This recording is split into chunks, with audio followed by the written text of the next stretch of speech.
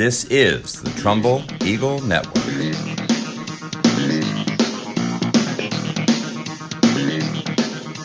It's the Week 3 episode of X's and Petracios. The Eagles are coming off a tough loss last week versus Greenwich in Week 2. They prepare to face off against the co-op team of Trinity and Wright Tech tonight. As always, we have Coach Petracio with us to talk a little Trumbull football. Coach, thanks for taking a couple minutes. Thanks for having me. Last week's game versus Greenwich, a lot of people are going to look at it and say that was a tough loss. I'm looking at it very differently. My thoughts were that Trumbull proved they could play, they could keep up with the best of the best in the state. They showed that they could score against them. They could defend the run, they could defend the pass. The team needs to do it more consistently from start to finish, and the rest of the top teams in the state need to be aware of what Trumbull can do. Would you agree with that analysis? Yeah, I think, we after watching the film and even during the game, Jeff, we kind of felt like, we were 8 for 9. They were 8 for 9 on third down conversions. You can't win a game doing that. The strange thing is they were 1st and 10 at a time, 2nd and 12, and 3rd and 15, but they would keep converting. So, that's got to be cleaned up on our end. We got to we've got to do a better job tackling. We've got to do a better job of recognizing down and distance and keeping things in front of us. But, offensively, we would have liked to have run the ball more, but for some reason we just got into rhythm. And our Brendan Moore offensive coordinator, who's fantastic, just felt like they couldn't really stop what we were trying to do. We had some miscommunication on some protections, and quite honestly, you've got a quarterback who's starting his second game of his entire career against his former number one team in the state of Connecticut, and I think Riley did some great things, and what he's got to learn to do better is you can't look at the rush, and that's kind of like what happened a couple times, and he just took off running when the protection was absolutely fine. He'll get better at that with more experience. The other good thing is there has not been a back in the state of Connecticut in the last 2 years who has run for a 44-yard touchdown against Greenwich High School. I mean, Malik was gone. The blocking was great. He put his foot in the ground, and no one's catching him. No one. So, having watched that, you'll see him. He's got to have more touches. He only had about 9 touches last week. He's got to at least double that. So, we've got something special in him, and I think we've got to use it. I thought the offensive line at times played excellent. And at other times, they're young. You've got 3 – at one point in time, there were 3 sophomores on that offensive line. And, they kind of got put in the fire a little bit, and it just kind of snowballed.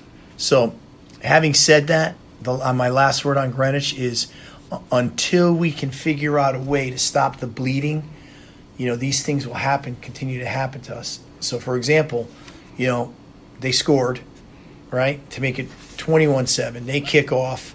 We fumble the kickoff. They have the ball. They score again. You look up, it's 35-7, and you don't feel like you're dominating. It's 14-7 with 7 minutes left in the third quarter. So those are all positive things to build on, and that's the tack we're going to take. So, yeah, I mean, to me, being a Trumbull guy, I was looking at this as a positive outcome, and it shows the rapid growth of this team. Just a couple years ago, well into the second half versus the defending state champs, Trumbull would not have been within 1 score in a game like that. Are you seeing this as the coaches, as this was a positive learning experience as well? No doubt. Okay. I mean, we've got a lot of young kids out there, and this is money in the bank for us. But we're gonna make mistakes, and we're just as long as, and that's exactly what I told them in the locker room. You've got to learn from what we did. If you don't learn from it, we're going to repeat it. So hopefully, the lesson was learned, and we'll go out tonight and do what we should do. You had talked about Riley Simpson a couple moments ago. He had some respectable numbers, 13 of 20, 129 yards. And you also mentioned how the team favored the pass, 20 passing attempts versus 9 rushing attempts. Was the focus on passing, was that because it was Malik's first game back, or was that your strategy from the start? No, we just felt like the strategy was really to be more balanced. But we had one or two runs with Malik that went nowhere at first. One he did rip off, but there really wasn't much there. And we tried to run him a little bit after that, but we just felt like the pass was there and the protection was there, and so we're going to take what teams give us, and then just kind of snowballed. And then by the time it gets to 28-7 in the fourth quarter, you don't have a choice. You just have to throw the ball. Okay. What can we expect versus Trinity tonight? Will we be seeing more of Malik in the running game, or will it depend on, like you were saying, how the game goes? I think, quite honestly, we're going to try. We're really going to try and be more balanced. So I think we don't want to be 80-20 pass to run. We'd rather be at minimum 60-40. Okay, at best 50-50. So I think tonight you will see a little bit more of Malik running the football. Okay, Coach. Thanks very much. We'll let you get up to the field, and we'll talk to you next week prior to kickoff versus Darien. Thanks, Jeff. Appreciate it.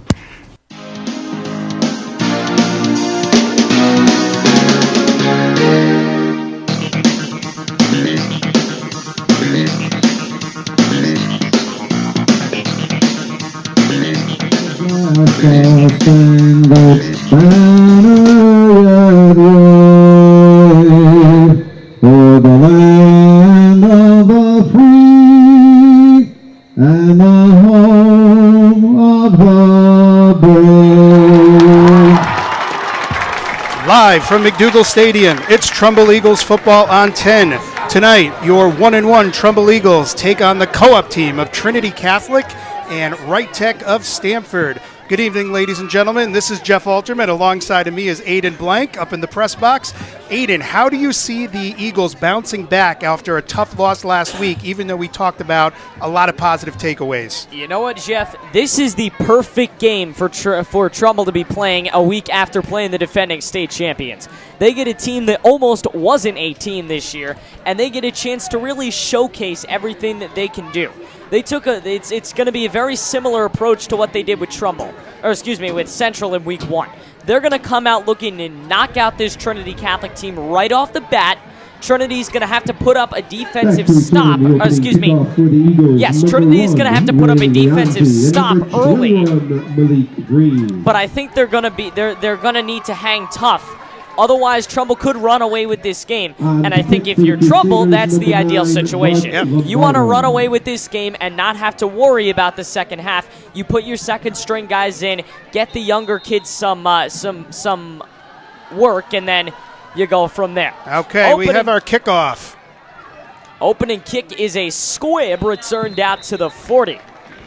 And the short kick is returned. And Trumbull's offense will take the field first. Ball spotted at the 39-yard line. First down and 10 for the Eagles. So Trumbull has the ball from their own 39-yard line to start the game. So just inside the 40, and Trumbull is going to get a chance to go on to offense first. It was a Trumbull offense that fell asleep, then came back to life in the third quarter last week, and then kind of fell asleep again at the end. It was kind of the tale of two games. Once they hit that peak, you thought maybe they were on a roll, but it didn't work. Let's see how they do tonight with Riley under center once again. They come out with trips to the far side. A man off to his right hip in the backfield. Takes the snap. It's a sweep. Straight up the middle. Lost the football. It's loose. Trinity Catholic thinks they've got it. Waiting for an official ruling. They do. What a start for the Crusaders. Trumbull out for one play. We were talking about them sleeping on Trinity, and a very sleepy start. Opening play is a run, and they lose the football. You're hoping that this doesn't fit into the category of a trap game. You just came off a tough game with Greenwich. You got Darien next week. You do have a game tonight versus Trinity. Let's hope they don't think they're going to tiptoe through this. It's a very odd start to the season. You get a weak team in Central, then a strong team in Greenwich, and now a weak team in Trinity, then another strong team in Darien. Give down the middle. He sidesteps and gets just in front of the line of scrimmage. Couple yards gained. It'll be second down and long. That was Trinity Catholic. For the Trinity running back to pick up about 1 yard. He probably ran about 15, going left and right a little bit first before he headed it up the gut. Second down and 8. Second down and 8. He lines up with a man offset, a fake end around, and a give straight down the middle. A couple of yards gained, and Trinity with a 3rd and medium.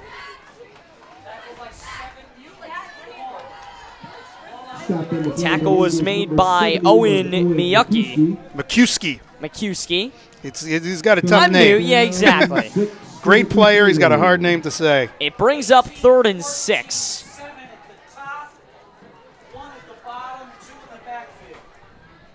He puts a man in the backfield out of the gun, split receivers, a give down the middle, spins out of a tackle, barging through on the near side, but he's not even near a first down. So Trinity is going to punt. Trumbull's not going to get the greatest field position, but after what happened on the opening possession for Trumbull, they certainly needed this. Yeah, you didn't want to cough it up on first down and have them march all the way down for a touchdown. This is making the best of a bad situation that they forced them to punt 3 and out. Trinity rosters 40 players for this game. Trumbull rosters well over 100. Trinity Catholic, as we mentioned, was almost not a program. They folded Trinity Catholic's Trinity program. Is going for it on 4th down. They're going to go for it on 4th. Short arms it across the middle. He has got Evan Field into the end zone, and Trinity Catholic is on the board first. So much for the 3 and out when they go for it on 4th down. This is not the start Trumbull was hoping for in a bounce-back week. Coach Petrosio is on the sideline, barely moving. He's in shock right now, as is pretty much everybody on the Trumbull sideline. However, you can't let this get to you.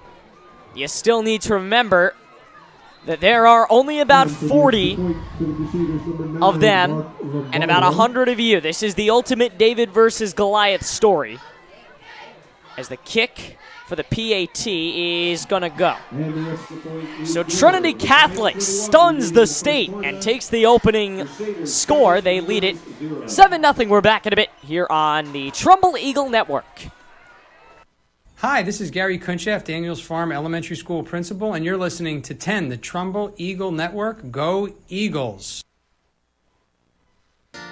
Visit Paramenis Dental Group at our new state-of-the-art office at 105 Technology Drive right here in Trumbull, where we promote healthy teeth and gums for the whole family. Call Paramenis Dental at 203-459-8990 and visit us online at paramenisdentalgroup.com. Wow. All right, we're back here at McDougal Stadium. Jeff Alterman, Aiden Blank here on the Trumbull Eagle Network. A 7-0 Trinity Catholic lead. Yeah, that's right. Trinity Catholic strikes first. They get a fumble recovery on the opening play. Trumbull loses it. Trumbull will send 2 deep to receive. It's a squib again. They got to the 40 last time. He will spin out of it and be dragged down just in front of the 35 this time, and Trinity Catholic will come back out on defense. Let's hope that Trumbull got the kinks out on that first one. I remember watching the movie Apollo 13 where he said, let's hope we just had our glitch for this mission. I say the same thing. Trumbull will come out and try to get some offense moving on their opening play. They've played exactly 1 down tonight on offense, and it was a fumble. Same setup as last time. 3 receivers far side with a tight end. Takes the snap.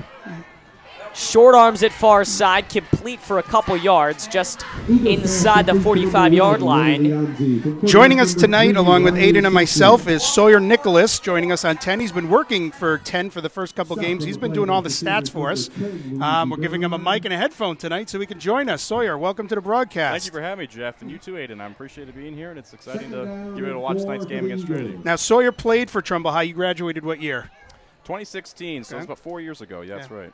Believe it or not, I actually called Ludlow versus Trumbull last year, and Sawyer was one of the players. That's No, actually, no. Colton, brother. my brother would have been the player. Okay. That's correct. Yes, I remember It that was game very well. A. Nicholas. That is true. That is true. It was quite a game. I remember that Ludlow game very did not well. win. That is true. Colton had a great game, though. 4 touchdown passes, 1 rushing. It was a good game for them to get that first win after their loss to Greenwich. That's impressive. You got all those stats memorized. Yeah. Well, I got to tell you, man, when he's your brother, you live in the same house, you'd be surprised how much you're able to pick up on. 3rd down and 2. Okay. Let's see what Trumbull does here, if they go with the pass or if they decide to run it again. 3rd and short. They split the receivers. Man off to his right hip. Stands in the backfield out of the gun. Stands on the 39-yard line. Now drops past the 40. Throws across the middle. It's tipped up and incomplete. Kyle Atherton was the intended receiver, but he was double-teamed across the middle. So the slant will not work, and thus the Trumbull special teams are going to come out. Trumbull needs to clean this up quickly, or this game is going to get out of hand very fast. Who would have thought Trumbull comes out on their first play? It's a fumble and a turnover. Trinity scores, and now a 3-and-out on their second. You're absolutely right, Aiden. And with that, you got to think about Trinity's side of the point, too. They're going to be excited now. You got to understand, if you're Trumbull, you got to get this momentum back. And we'll see if they do here on defense. 4th and 2 ball on the 46. Trinity will send only 1 deep to return. Close. You better hope there's no disaster. It is called for inside the 25. Sidesteps, bursts through to the 30 on the far sideline. And that is where Trinity Catholic will pick up the Crusaders 7 and the Eagles nothing. Back in a bit here on the Trumbull Eagle Network. Hi, this is Mike King, Director of Athletics for the Trumbull Public Schools, and you are listening to the Trumbull Eagle Network number 10. We're back here at McDougal Stadium. Aiden Blank, Colton Nicholas. Sawyer Nicholas. That's quite all right. It happens. And Jeff Alterman here as Trumbull will get back out on defense and a give to the far side, maybe a yard or 2 for the Crusaders. That's a nice stop there by Trumbull there. You gotta keep them in long down positions here. Force Trinity to throw because you know their strength is going to be running it. They'll label it 2nd and 9 from the 32-yard line. So Trinity Inside has 7.5 to play here in the third. Long way to go. Let's see if they can move it down. Let's see if Trumbull can stop them. 2 receivers near side, 1 to the far side. They put the tight end in motion, takes the snap, and another run play. Their running game has been what has gotten them this score so far. It's good enough for a first down just from eyeballing it. The chain gang has not yet moved. Now they're moving, so it is a first down. The Crusaders convert again, and I'll tell you, they really like the underdog role. They have not played as poorly as everybody has labeled them. They've come out and they've played. That play? Not even just in this game, but in every game so far. They are not getting beaten. A run straight down the far sideline. He's short of the 50. But he is going to pick up some good yardage, and it'll be 2nd and manageable. Back on that play where they got the first down 2 plays ago, the Eagles had hands on him after about 5 yards. He bounced off, and then he went about another 5 yards to pick up the first down. So Trumbull needs to work on their tackling. Absolutely right, Jeff. And so those off-tackle runs, too, they need to worry about here. Their outside contain seems to be a little weak. Yeah, that's where it's on the defensive end. So they're getting too excited to try to rush inside. Split receivers, 2 near side, 2 far side. A man off to his right hip, that's who gets it. It's Dante Valentino, and he's eaten back up. He got back to the line of scrimmage if he's lucky. It'll be 3rd and 4. Inside 6 minutes remain in the opening quarter. It's good pursuit there by the linebackers, Nick Jack and Jake Peterson, rushing downhill, finding the hole, plugging it. Big 3rd down for both sides right now. A big 3rd down indeed. They set up with 3 receivers near side. And he goes out of the shotgun, a man directly in back of him. They play fake, a screen to the near side. It's caught. by Hunter Fitzgibbons. He will not get much. I beg your pardon, that's Brandon Lewis. He will not get much on the near side. You talk about Trinity Catholic. You talk about Trinity Catholic and how they come in with a very short roster. That also means that you're going to get fatigued down the stretch. You have to remember that. And you're going to get guys playing both ways a lot. Absolutely right about that. So that's what you get with these smaller schools and these co-ops. Trinity punts on 4th and 3 from their own 49. Fair catch called by Trumbull. Fair catch by Ray Leonzi. And Trumbull is going to take over for, I guess we could call it their third offensive possession of the night. Guys, first impressions from Trumbull so far. They've struggled, yes, but will they be able to bounce back? Definitely, yes. They need to settle down right now. There's a lot of sloppiness on both sides of the ball right now. Well, Trumbull's got the ball at about their own 20, so they have quite a ways to go to get that ball in the end zone and tie this up. But let's see what Coach Petrosio and Coach Moore have up their sleeve. Yep. And to answer your question, Nate, I think it starts with Malik Green. If they could feed him the ball, start to control the clock, they'll be doing a lot better. And that was what Coach P was talking about just before kickoff, is he wants closer to a 50-50 balance tonight. Some big games coming up over this weekend as a give down the middle, and he was just short of a first down. Of course, Fairfield, Ludlow Fairfield Prep, possibly the game of the week, just because of the maybe not the quality of the teams, but because big rivalry. There will be thousands of people. First time since I think the 60s that they played. So that's pretty impressive. It's a schedule alliance you see now. Yes, 3 receivers near side. 1 to the far side, a man to his left hip. That's who gets it. It's a give. Running far side with a whole lot of room. Past midfield and out just before the 45-yard line is Malik Green. We were talking about him. He was the one that Coach P was saying, we got to let him loose tonight. He's got to make plays. The line's got to make holes for him to get through, and that's a couple plays in a row now that we've seen Malik on the ground turn on the steam and get moving. Exactly. He was killer last week against Greenwich. He had that 1 touchdown run, but Coach P wants more running this week, and it looks like we're seeing it. Once again, back to Malik. Another give to Malik. He stumbles. He's going to pick up maybe 2 yards, so you will get some yardage. I think that's the most important thing, even though he stumbled. He tripped right after the handoff, unfortunately. I didn't see anyone get a hand on him. I think his feet just came out from under him. Yeah, he may have slipped. I think you're right. Yeah. He's so explosive, though. If you just keep feeding the ball, he's going to have these short runs, but eventually he's going to pick up a big one. On 2nd and 9 from the Trinity Catholic 47. It's Malik for the 3rd straight time down the middle. Maybe 2 or 3 more gained. That should bring up 3rd and about 5 or 6. We'll see if they hit him with a pass here now, because they've run the ball about 3-4 times. Those linebackers are going to start creeping up. They should be open over the top. Let's see if they decide to exploit that. Trumbull's now on the Trinity side of the 50. At the 43-yard line of Trinity.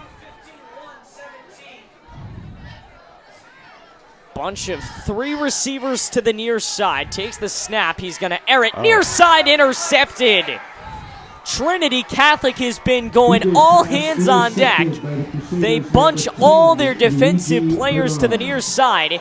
In the end, Luigi Bernard is the one to get his hand on it. And why not? He's a wide receiver too. So Trinity Catholic forces their 2nd turnover of the night. And that was, he threw it into traffic on that play. It's those timing routes you see sometimes. He's just a step and throw. Problem that the receiver probably miscommunicated and ran the wrong route. That's why he wasn't in position. I'll tell you, Coach P must be biting his tongue right now on the sideline, not ready for what has come tonight. Trinity Catholic, another run to the near side. They give it to Isaiah Lopez, the running back, and an outside linebacker. 2:33 and counting remaining in the opening possession period, I should say. Trinity 7 and Trumbull 0. We have about 2:24 to go. Trinity has the ball on their own 43-yard line. Let's see if they stick with the run here, because they did have success on 1 pass play, but they seem to enjoy holding on the clock and running out this first quarter. 2nd down and 7. This is not a game we expected to see tonight. The ball on the 43. It's a pro formation. A play fake, the option, and a quarterback keeper will bring him back up the middle. Not much of a gain, so it'll be 4th. Or 3rd down, it Or appears. 3rd down. Tackled by the Eagles, number 51, Daniel Stocknoff. As Daniel Stockloff gets his hands on it. No gain on the play. Third Looks like down, Trumbull switched to a 7. 4-man front here, probably to accommodate for the run they've been seeing. Well, it's good to see that Coach P is making some adjustments based on what he's seeing. Exactly. See, they don't need to worry about the pass rush as often here. Trinity probably doing their homework. They're going to get one of the running backs out of the backfield. Only one now as they split the receivers. He takes a direct snap and throws it to the near side. He catches it past the 50. That was he caught it with the tips of his fingers. It was not a very clean pass, but it is a pass nonetheless, and it moves the chains, brings Trinity over to the Trumbull 48. And it is a 1st down. Just over a minute to go in the first quarter, still up 7-0 is Trinity. And if you notice that play, too, that was another timing route, so those are very common in these high school games.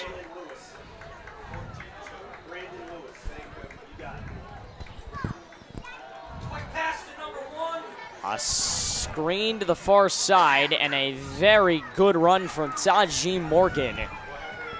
Boy, Trinity has to be on cloud 9 over there. What a start inside a minute, and they lead it 7-0 this one as well as they could have hoped. They forced 2 turnovers defensively, scored a touchdown offensively, and Trumbull has not gone further than their own 45-yard line. Yep. You could tell they've been game planning well for this one. Short passes, playing within their means, not worrying about airing it out too much. They saw that Trumbull, one of the weaknesses in the first couple games was being able to stop the run. They are going to get this snap off. It'll be the last play of the quarter. Inside 10 seconds left. Hankey's We have flying. flags. Give down the middle. It goes to Lopez, who is absolutely stuffed, met by about 5 or 6 from the gold and black. And we will see how this penalty ends up. It's going to be a false start against Trinity Catholic, so 6 seconds remain. They will get one more play. They are going to move it back as Trinity Catholic wraps up the first penalty of the evening. Crowd that is, again, continued to file in. Not great to begin the game, and obviously not anything compared to how it was last week. But now that I look at it, there's been a lot of people that have come at the last second, come just at 7 o'clock, and begun to file in. Yep. Just seem to be having the A same. timeout is called, and we'll get back to that in a second. It's 7-0 Trinity Catholic here on the Trumbull Eagle Network. Hi, this is Chris Carbonera, the head coach of the freshman Trumbull Eagles, and you're listening to 10.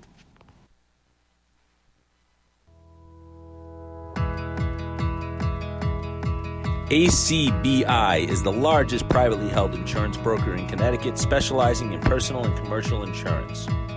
Contact Sean Rabinowitz today at 203-418-4192 or visit him online at acbi-ins.com.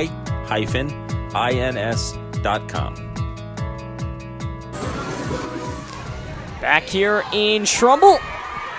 Eagles trailing 7-0 as we are officially going to start the second quarter.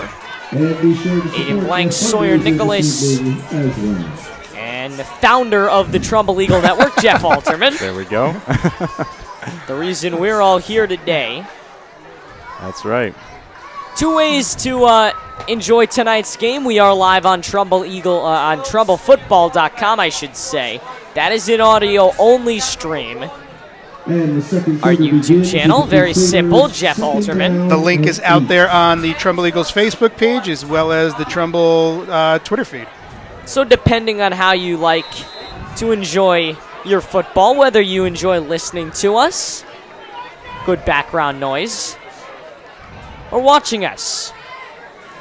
We have 6 of you watching now as they sling it to the near side, and Taji Morgan, unable to get it, went right through his gloves. Yep, that's their star player right there, Taji Morgan. Not just on offense either. Yeah, 2 touchdowns last week, I believe, when they played, I think it was Norwalk. He had a good game. And he's their playmaker, so if you see them in these long down positions, they're probably going to try to feed him the ball. And he's moving to the other side of the field for the formation right now. 4 receivers set for Trinity. But Nell and Fitch are scoreless as we begin to get some score updates. Shelton 12, NFA 0. That's a pretty big game. Back to throw on 2nd and 10. Steps up in the pocket. Has his man. It is caught by Field. Down the far sideline, got it, and got a first down. Takes the ball to the Trumbull 32 now. Trinity is moving the ball in the air and on the ground. Yeah, that's what I was about to say. It's not like they ran the ball mainly on their touchdown possession, on their opening few possessions, but they have come out and surprised everybody because they're so adaptive, and I think that's what you get when you get a lot of guys playing multiple positions. Yep. It's just they're able to do just about anything. 3 to the near side and a handoff down the middle. Field jumps in and maybe even got a first down. There is a late flag. Penalty flag on the play. Trumbull will send in an extra man for the next play. But right now we're focused on that flag and whether Trinity Catholic did indeed move the chains. Is that a face mask that he called? Looks very well like it could be. Face mask against Trumbull. So if they didn't get it just from the play, they get it with a penalty. A first down for Trinity Catholic, 11:28 left here in the second. Sawyer, is that a 15-yard penalty? That would be a 15-yard penalty, that's correct. So they're going to have it, actually I take that back, it looks to be a 5-yard penalty, so they're going to keep it at the 20. Or 18, I should say. Timeout, Eagles. Ball on the 19, another timeout, taking a short break. Back from McDougal Stadium in a bit on the Trumbull Eagle Network. Hi, this is Coach McRae. You're listening to 10, the Trumbull Eagles Network. The Trumbull Touchdown Club is the nonprofit booster club that supports and enhances all levels of the Trumbull High School football program. Current football families and alumni are encouraged and invited to join, get involved, and support the team. Membership starts at just $60 per year. Contact the Eagles at administrator@trumbullfootball.com for more information. The Trumbull Touchdown Club is a 501c3 nonprofit organization. All membership fees and donations are tax deductible. All right, we're back at McDougal Stadium. A couple of quick timeouts. 11:28 remain in the second quarter. With Sawyer Nicholas and Jeff Alterman, Aiden Blank. So glad you could join us on this Friday night. We know you have lots to do. We're so thankful that you could spend at least a little bit of time with us. Trinity's first time in the red zone here, so we're going to see what kind of offense they run when they're closer to the goal line. They're going to stick with the run or perhaps do a crossing run. They're going to put two backs for the second time tonight. It's a give to the far side, dodging a couple tackles and diving inside the 10-yard line is Isaiah Lopez. He's probably their biggest run threat. If Morgan's going to be their biggest passing threat, Lopez is the guy they're going to give it to when they need a big run. We are still waiting for the Trumbull defense to show up tonight. It's these simple outside zone runs. It's the outside contain. Our defenders are so used to rushing against the pass, they kind of cut inside a little bit. Greenwich has scored first against the Bears of Norwalk. That's a pretty big matchup. The Bears have high expectations this season. As a run straight down the middle, looks like no gain, if maybe a loss. That's Owen McCuskey again, so.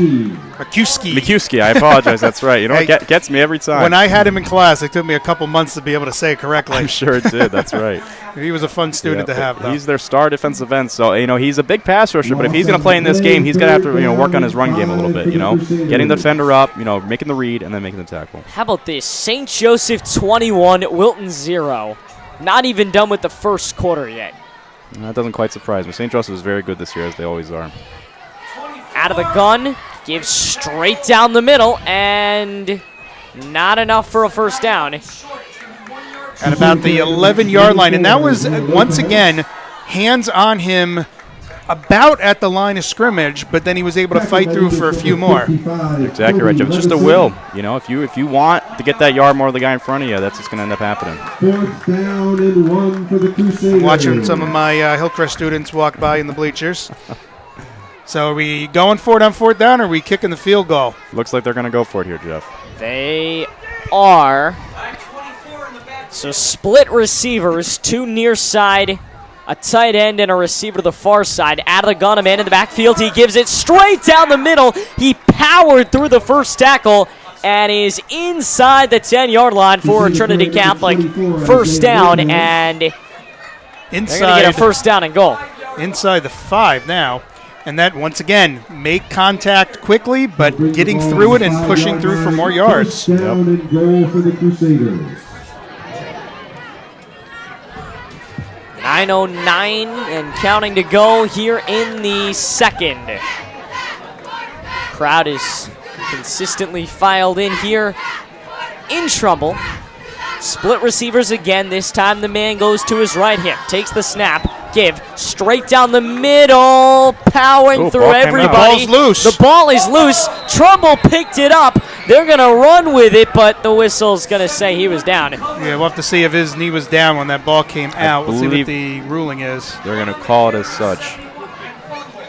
Owen McCluskey came out with it. Crusader carry number 2, Michael Barrett. It was Michael Barrett who got the ball and eventually lost it. The question is, we're going to say he was he down. down? They will say he was down. Before the fumble. But there's Owen McCuskey again. McCuskey. I was right the first time. There he is again, though. So he is picking up in this run game. He is getting this defender off of him. Real close to making a big play there. It'll be second down and goal. This time 2 backs, a tailback and a running back. I'll give straight down the middle. It goes to Lopez, and he's not going to get it. That was a good defensive stop that time. He went right up the center and got basically nowhere. Good run defense on that play. Okay, this is a big stop here for Trumbull now. If they can hold them without any points in the red zone, that'll be huge momentum shift that they need. The Eagles looking to avoid giving Trinity Catholic a 2-possession lead. They're going to send 2 receivers near side, 1 to the far side. Split backs. He takes the snap, airing far side. It is caught, and dragging a man inside the 3 is Lopez. Lopez veered off to the far side, got it, but was not able to get in the end zone because Trumbull was good enough, had enough guys there that they were able to drag him down.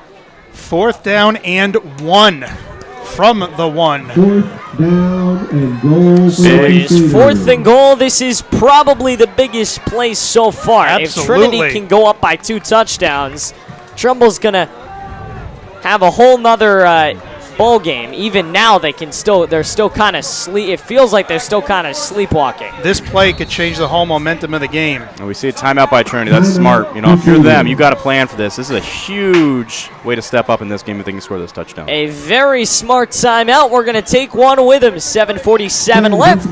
The Crusaders by a touchdown here on the Trumbull Eagle Network. This is Officer Wes Bartosik of the Trumbull Police Department and SRO at Hillcrest Middle School. You are listening to 10, the Trumbull Eagles Network. 1 in 3 adults has prediabetes. That means it could be you, your best man, your worst man. Take the risk test at doihaveprediabetes.org to know where you stand. Brought to you by the Ad Council and its prediabetes awareness partners. All right, we're back from McDougall Stadium. Sawyer Nicholas, Aiden Blank, and Jeff Alterman here on the Trumbull Eagle Network. Crusaders off to a fantastic start, looking for their first win of the year. Trumbull in the huddle during this timeout, in addition to defensive coordinator Coach McCray, Coach Petrossi was right there in the middle of that one. Everybody knows this is big play right here. I'm pretty sure I can tell you what he's saying there, Jeff. He's telling them, you better hang in there. You better stick your nose in the ground, and you better make sure they don't get any yards. Yeah, this could be the start of something bad for the Eagles if they don't stop this. They really can't afford to go on 2 scores with only a few minutes left in the half. Trinity Catholic looking to go up by 2 possessions, either by 13 or by 10. He goes under center for the first time tonight. Split receivers, and Looks like they jump. We got a false start. That's huge if you're Trumbull, okay? Now it becomes short and distance, from short and distance to long distance. Yes. It was in the backfield. Their running back jumped the snap. That takes the quarterback sneak out of the equation for Yeah. this. And with a big guy like Daughtry at quarterback, you know that was what they were thinking. And I think that's what they were doing. The running back was in motion a little too early, and he was running straight on, thinking the quarterback sneak, giving him a little push from behind, and obviously the false start moves them back, so that play is no longer an option right now. And you know what? The way Trumbull has stopped the run on these last few plays, that takes the give to Isaiah Lopez out of the equation. 4th and goal, back to throw, forced to the near side, on the move, throws, caught, and he got in. Touchdown, Trinity Catholic. They get a 13-0 lead. Who would have thought? We have a shocker in the making right now. I can picture it the other games around the FCAC. They're going to take a look at this and see 13, possibly 14-0 in a moment, the way we were reacting to some other upsets in the last couple weeks. I will tell you, nobody was expecting this, especially after how Trumbull played last week. Not horrible. They were hanging in there with Greenwich, and you would figure if they can hang in there with Greenwich, as the PAT sails in, they can more than hang with Trinity Catholic. We'll see if they can. It's 14-0 Crusaders on the Trumbull Eagle Network. Hi, this is Principal Rickert, principal of Hillcrest Middle School, and you are listening to 10, the Trumbull Eagles Network. Next Thursday, you will be caught in an extreme flash flood. Disasters don't plan ahead, but you can. Talk to your loved ones about making an emergency plan. Get started today at ready.gov/plan. Brought to you by FEMA and the Ad Council. Text and work. Text and pretend to work. Text and act surprised when someone calls you out for not working. Who, me? Text and whatever, just don't text and drive. Visit StopTextsStopWrecks.org. A message from NHTSA and the Ad Council. Back at McDougal Stadium, our entire Trumbull Eagle Network crew, I made it blank, and this is a very surprising start. Crusaders 14, Golden Eagles 0. Almost got you there. Yep. You know, I was telling Jeff, too, it reminds me quite a bit of the game last year Trumbull had against Norwalk, where, Norwalk is not as good of a team as Trumbull was, however, they were able to control the clock. Squib that is caught on the 30. And he is stopped just outside the 40. They'll roll it at the 44. So Trumbull has to score, I think, at this point. And they have somewhat of a short field here. The official is moving it to about the 42. So at least it's a little bit shorter of a field. You have well over 7 minutes to go. There's no reason why Trumbull can't punch this in right now and get this game closer. But this is a shocker in the making right now that Trumbull is down 14-0 to Trinity. Yep. They need a momentum shift here. They need something, a big play of some kind, whether that come from Leak, the quarterback, or anything else. 7:37 remain here in the second quarter. And what a start it's been for the Crusaders. Split receivers, man to his right hip. The tight end is offset. He takes the snap, gonna throw it, and what a hit on the near sideline. That was a hard hit, and I'm impressed that he held on to it. The hit was that hard. It's Tajee Morgan again, so he plays defense too, as we were saying.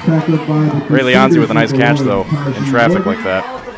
Morgan, number 77 on Trinity on the line. That is one big boy. Do you have on a roster, do you have a height or weight for him? Elijah Williams. They do not have a height or a weight, but we know he's only a sophomore. He is a big boy. Again, the tight end is offset. Forced to the far side. He throws complete, and they dive for a first down. Probably their most successful offensive play of the night. We're moving the ball. 6:58 remain. Trumbull's moving the ball now. That's their second best skill player, Kyle Atherton, big tight end. You need to feed him the ball as well if you're going to get this pass game going. And this is the tight end. This is his first year playing football, correct? Oh, I apologize. No, it's Kyle Atherton who's more of a receiver, but yeah, it would be his third year. Teixeira. Yeah, big receiver. Okay. No, Teixeira, they don't seem to have out there right now. It's now 28-0 St. Joe's. Boy, that is one heck of a performance for them. A deep ball, and it's caught by Leonzi. Trumbull has the ball now at the Trinity 20 at the red zone, knocking on the door with 6:35 to go. And this is how Trumbull wants to play fast, because they have the numbers to do it. They need to play fast and quick in order to keep Trinity on their heels. Cheshire leads 21-7 against Fairfield Ward. Split receivers. Tight end will stay on set. Screen ball near side. Caught Malik Green.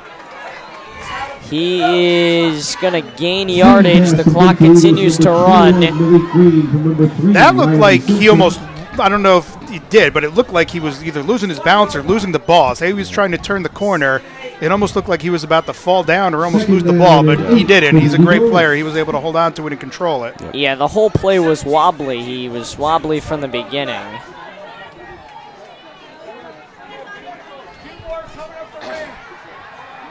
Now he's forced to the far side. A deep throw. It was nearly intercepted, but a wild attempt is incomplete. The clock stops at 5:37. Big third down here. They have to convert if they want to keep the momentum going. Big drive for them. They have to score. Yeah, you do not want to go down 14-0 or worse, give something up. You want to get points on the board here. This is not a position Trumbull wants to be in. Either third and long, never a good spot, especially with a quarterback who's having a little bit of trouble finding his momentum. And other than the Trinity coaches, I don't think this is a situation anybody was expecting. No. See two high safeties. Okay. Linebackers playing up their expected pass. Split receivers. Man to his left hip. Gives straight down the middle. It's going to go to Malik Green, and he is gobbled up. He goes essentially nowhere. Tackled by the Crusaders, number 52, Bruce Bellamy. So the ball for Trumbull, fourth down, about 8 and just inside the 20-yard line. 5:13 to play till the half. Not a bad play call for your Trumbull, though. You've had success running it. They were playing off the two high safeties. You have to think it was a good call. It's just unfortunate. They have been moving the ball. Not going to kick the field goal. They're going to go for it on 4th and 8 from the 20, and a quick timeout for the Eagles. We will take one with them. Another break coming your way on the Trumbull Eagle Network. This is First Selectman Vicky Tesoro, and you are listening to 10, the Trumbull Eagles Network. We are the boy band. Your tween made you see. We are the boy. It's painful concert number 3. We are the boy band. We're 5 and 19. We are the boy band. Always singing on key. You love your kids enough to take them to see their favorite band. Love them enough to make sure they're buckled up in the back seat. Show them you love them. Keep them safe. Visit nhtsa.gov/the right seat. Brought to you by the National Highway Traffic Safety Administration and the Ad Council. We are back at McDougal Stadium. Trumbull getting ready to go for it on 4th down. And on Twitter at TrumbleFB. Coming back out of the timeout. Even bigger 4th down here than that 3rd down play was. They really need to convert here. I think I try to feed Kyle Athens the ball here. He's your biggest receiver. He has the highest catch rate. I think you got to try to get him the ball. This could be the fate of the game on this play.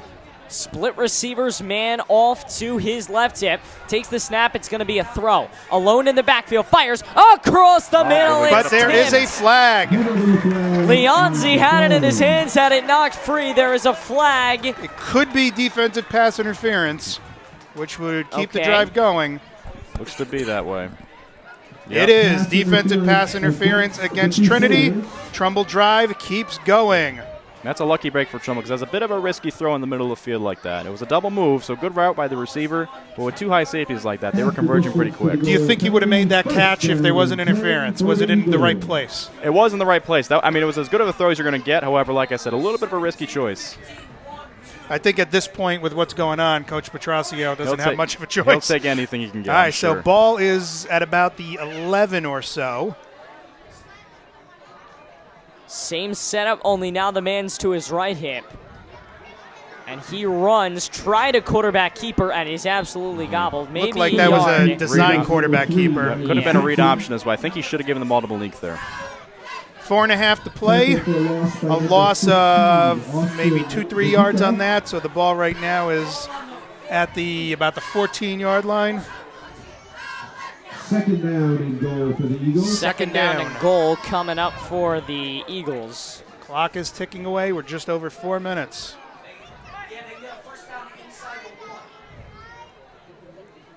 He takes the snap with a man to his right hip, steps up, throws. Caught Leonzi, makes a man miss. He's pretty close. He's close, but they are not signaling a touchdown, so he is not in. He is inside the 5, maybe at about the 2.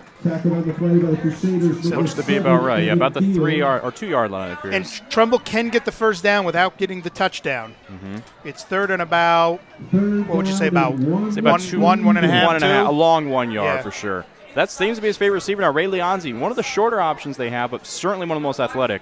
I would think right now, the fact that you could get the first down without the touchdown, hand it to Malik, pound it up the middle. Looks like they got the wishbone formation here. Yep, I like that. He's under center. It's 3rd and 1. It's a quarterback keeper, and he falls in. Yep, they Trumbull signal thinks it's a touchdown. It is a touchdown, and the Eagles are on the board. All right. A little bit later than expected, but they are on the board. It's an 8, maybe 7-point game. And that was a good drive. I like seeing that drive. We had some good runs. We had some good passes. I do too. We got a little lucky with a defensive pass interference. But it was a lot more successful on the offensive side than we've seen so far. Absolutely. I like how they forced the ball downfield too. First to Ray Leonzi and then to Kyle. That was good. So you air it out a little more. 3:13 remain. And the PAT is a line drive kick that is good. So Trumbull is on the board. They cut it to a 1-possession game. Will they tie it up before half? We're going to find out. Come back with us here on the Trumbull Eagle Network. Hi, this is Coach McFarland. You're listening to 10, the Trumbull Eagle Network. 3, 2, 1. Oh no. Which button am I? When every second counts, you can't wing it. Guys, a little help up here? In a home fire, you may have less than 2 minutes to get out. So make a family home fire escape plan. Then practice home fire drills at least twice a year so everyone knows what to do when they hear. Prepare your family at ready.gov/fire drill. Brought to you by FEMA, the Ad Council, and Make Safe Happen. Back here at McDougal Stadium, Trumbull is closed it to 1 score, 14-7. Trinity leads, 3:13 to go before the half. Trumbull is kicking off from their 40-yard line. Let's see if they do an onside. I would say if you were looking for a quick momentum shift, I was thinking a squib or an onside because I see Tajee Morgan back there. The last thing they need Gutsy for call a big if they do comeback. it. I don't think they will. However, I don't know if I kick it deep here either. But they will kick it deep. It's a good kick, and it's received inside the 20. He sprints out across the 40, and he is gone. Down the left sideline, he is caught him inside the 15, and Trinity has the potential to get a 2-possession lead going into half. Go ahead. I was about to say, I was worried about there. Kicking it deep to athletic back, the receiver like that, it's tough because, he makes one move and he's gone. You had the momentum going, and similar to last week against Greenwich when they had something big, it just slipped away. You let them return a kickoff all the way down to the Trumbull inside the 15. They're knocking on the door. 3 minutes to go. They're probably going to put some points on the board. This could be a killer with if you're this Trumbull, score. it's not what if you struggle on defense, you don't want your backs up against the wall yet again. 3:02 remain. Give down the middle, and they will catch up with number 24. And you know what's surprising on that? The last couple weeks, we've been saying how one of the bright spots of Trumbull is the special teams. Yep. And that was the backbreaker on that kickoff just now that put their backs against the wall. Well, you weren't wrong to say that, though, because that was their first big return of the year. They've made all their extra points so far and actually made a field goal in the preseason. So you were right about that. Fortunately, just one slip up here. Second down and 11 for the Crusaders. Hand leads Weathersfield 15-13. That's a game to maybe keep an eye on. Yeah. Hand is the unanimous number 1 team in the state. Play action. Thrown to the near side. It is caught by Lewis. They are And inside he's the 10 tackled now. inside the 10-yard line. So Trinity very well could get this 14-point lead right back. Wow. Who would have thought? Not I. Nor would I have. I would have to say the same thing. Although this Trinity, you got to give them some credit, though. They are playing very smart within their means. They know they don't have the numbers to air it out on Trumbull, so they're playing it short. They're playing inside run game, some zone runs, screen passes. Trumbull is not losing this game. Trinity is winning it. I give a lot of credit to the Trinity coaches. They came out with a game plan. They did their homework. They knew what they needed to do. That's exactly right. Big third down here for Trumbull. He puts 2 in the backfield. After bringing a blitz. And takes the snap with an empty backfield. Ooh. Throws across the middle, tipped and nearly intercepted. That went tipped off the hands of the Trumbull defender in the secondary.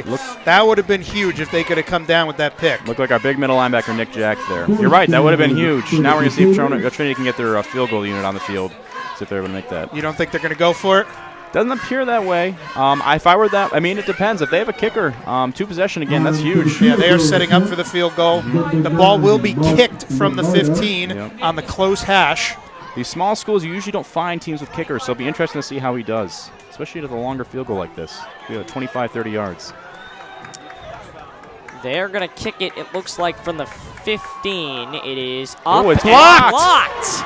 Onto the near sideline. Trumbull picks it up there, running back. Leonzi cuts. Has got it, and brings it back. has brought it into Trumbull territory. It is at the Trinity 46-yard line. We have a minute 19 left.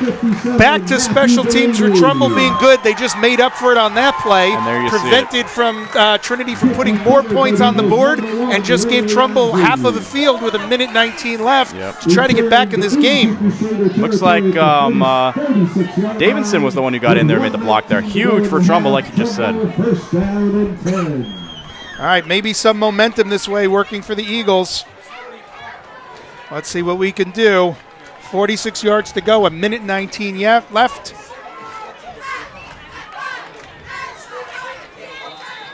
Two receivers on each side. Malik in the backfield with Riley Simpson. He sets up with a man to his left hip. Takes the snap, drops back inside the 45, throws near sideline, incomplete. Dante Valentino with only a hand to catch it, and it was incomplete. So a pretty scary start so far. That ball was thrown a little bit too high. Yeah, Dante's a tall receiver, but still, you got to get it low and on him so he can make a move and run with the ball. And Trinity Catholic does not seem phased at all. They know they just kind of need to hang tough.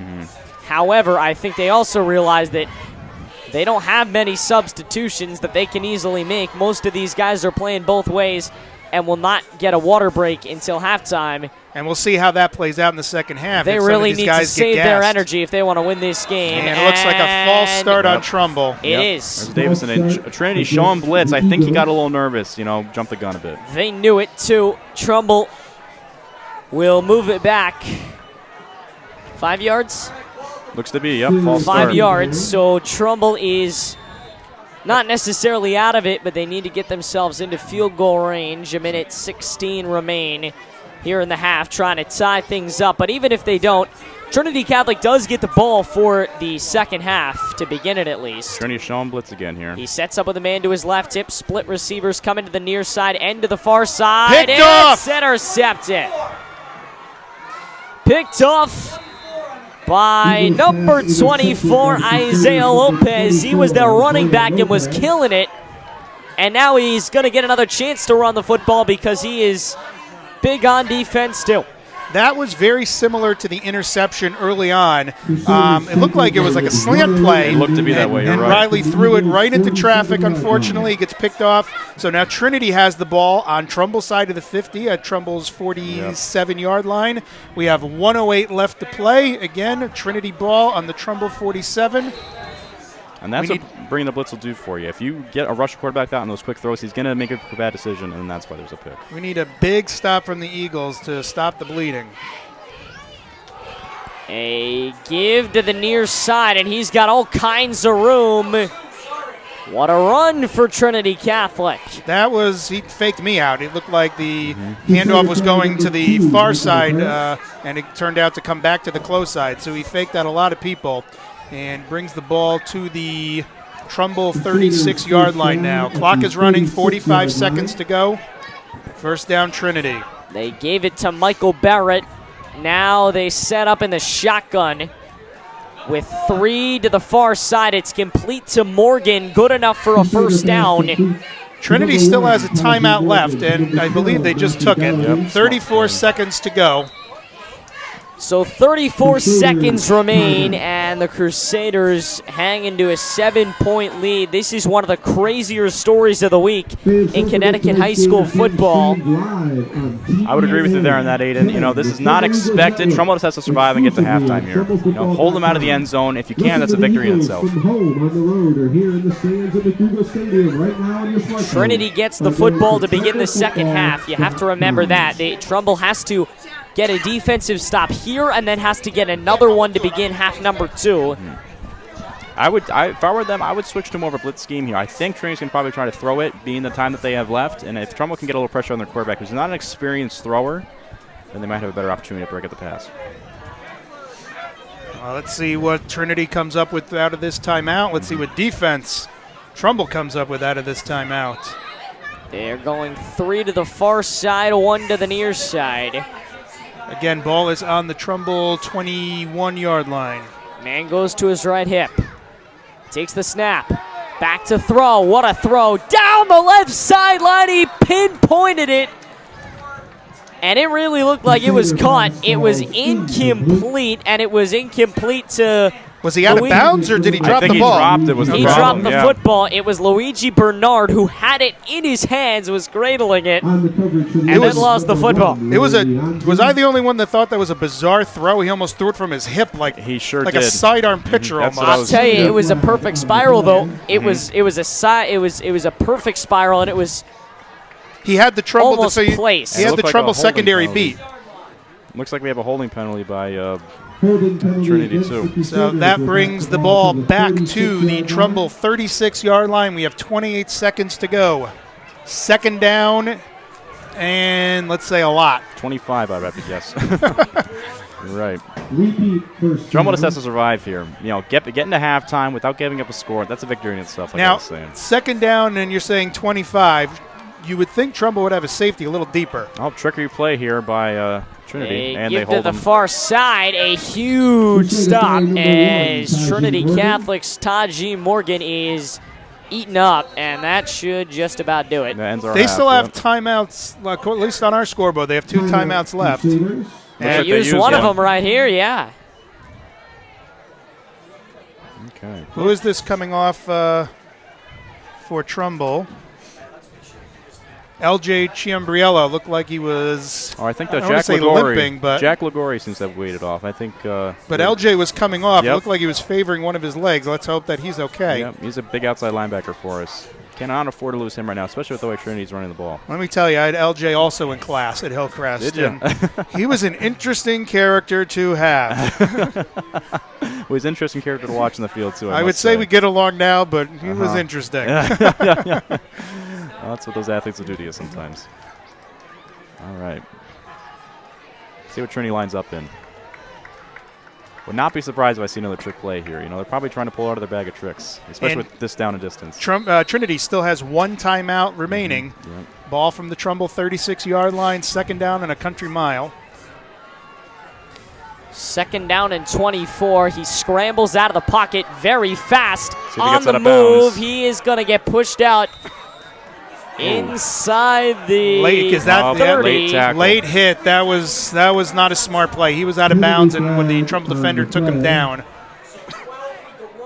So the ball would be around the 20, but it's probably going to get moved in a little closer with that late hit against Trumbull. Which, Sawyer, is that going to put him in field goal range now with 8 seconds left? It very well could. My guess would be they probably won't kick another field goal just based on what happened last time. They could take another gamble at it. But let's see. Only 8 seconds left the clock. You might be right. They may give it a shot. Be a long field goal attempt, though, if they do try it. 8.6 seconds remain until halftime. They still have 1 timeout, so you could try to throw one into the end zone. And I would say that's their best bet here if I were them. 8 seconds left. Ball on the Trumbull 13-yard line. Trinity does have 1 timeout. Now, after that long second and measured in miles, is now about 3rd and 1.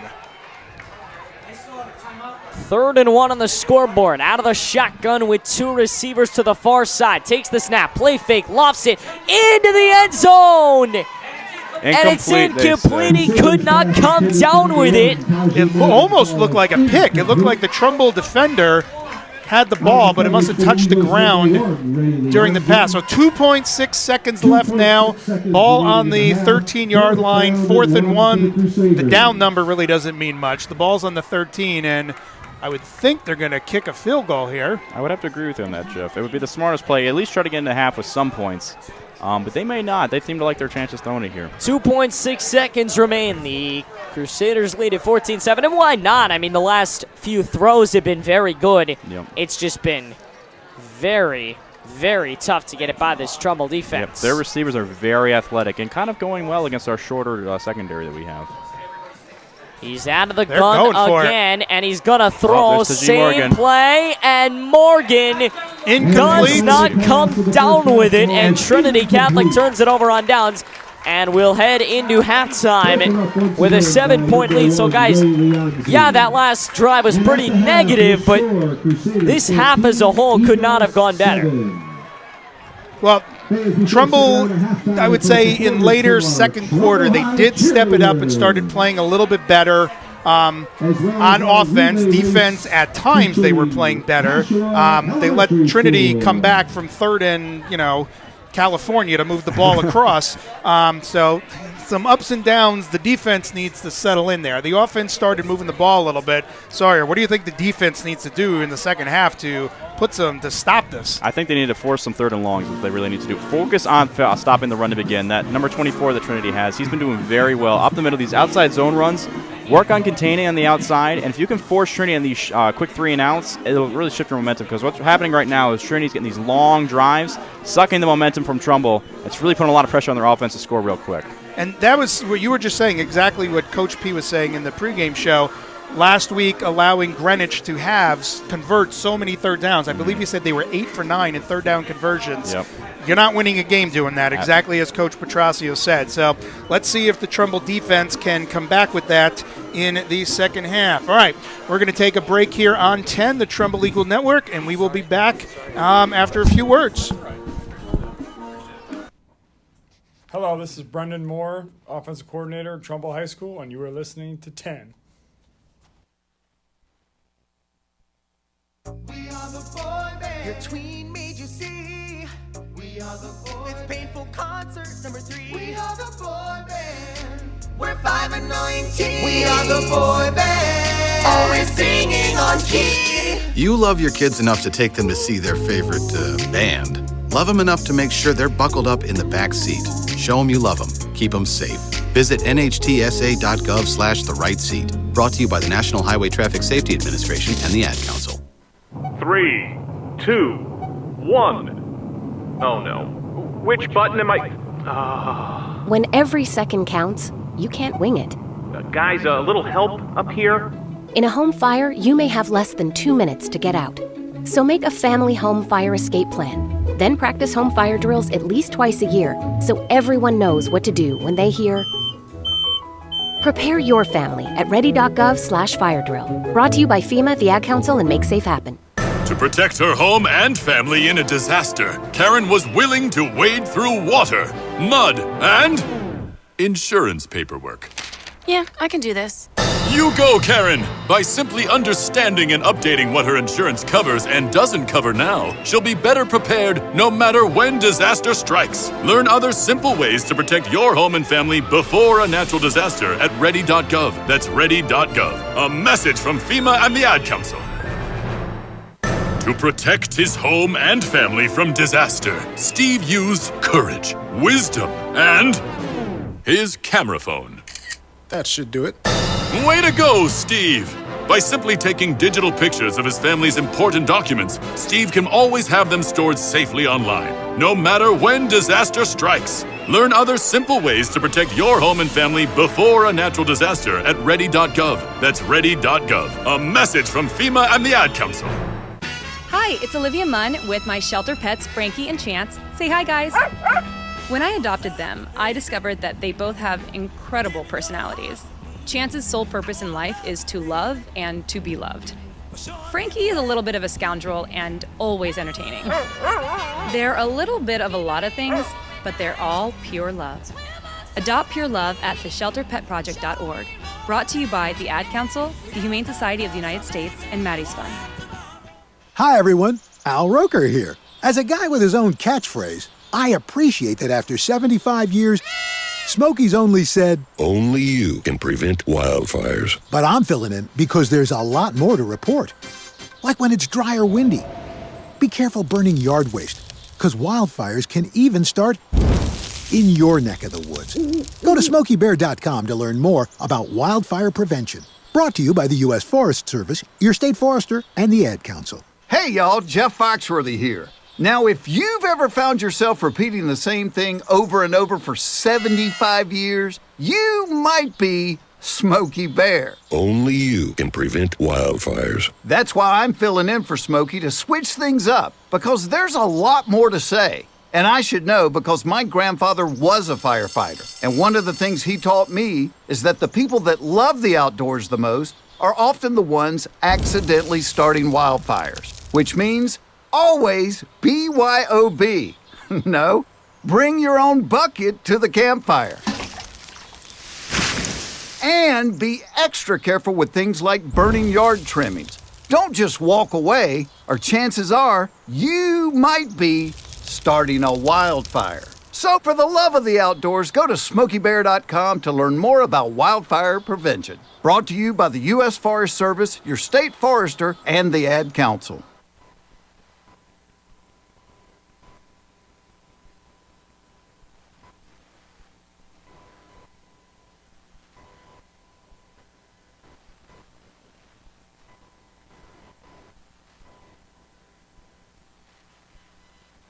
For those fortunate enough to help the person who has always been their hero, AARP is here to help. Find the care guides you need to help at aarp.org/caregiving. Brought to you by AARP and the Ad Council. This is the story of a very special woman. Just a few knew about her superpowers. In a matter of seconds, she turned herself into a great mathematician. She masqueraded as a regular person at work, but as a superhero at home. Everyone knows her as Gabriella. I still call her Mom. Your hero needs you now, and AARP is here to help. Find the care guides you need to help, complete with tips and resources at aarp.org/caregiving. Brought to you by AARP and the Ad Council. ACBI is the largest privately held insurance broker in Connecticut, specializing in personal and commercial insurance. Contact Sean Rabinowitz today at 203-418-4192 or visit him online at acbi-ins.com.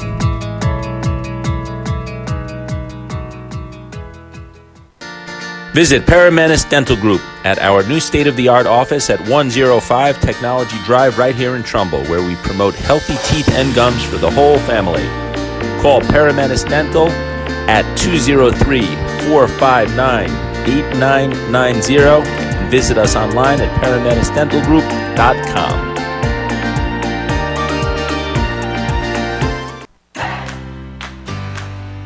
The Trumbull Touchdown Club is the nonprofit booster club that supports and enhances all levels of the Trumbull High School football program. Current football families and alumni are encouraged and invited to join, get involved, and support the team. Membership starts at just $60 per year. Contact the Eagles at administrator@trumbullfootball.com for more information. The Trumbull Touchdown Club is a 501c3 nonprofit organization. All membership fees and donations are tax deductible.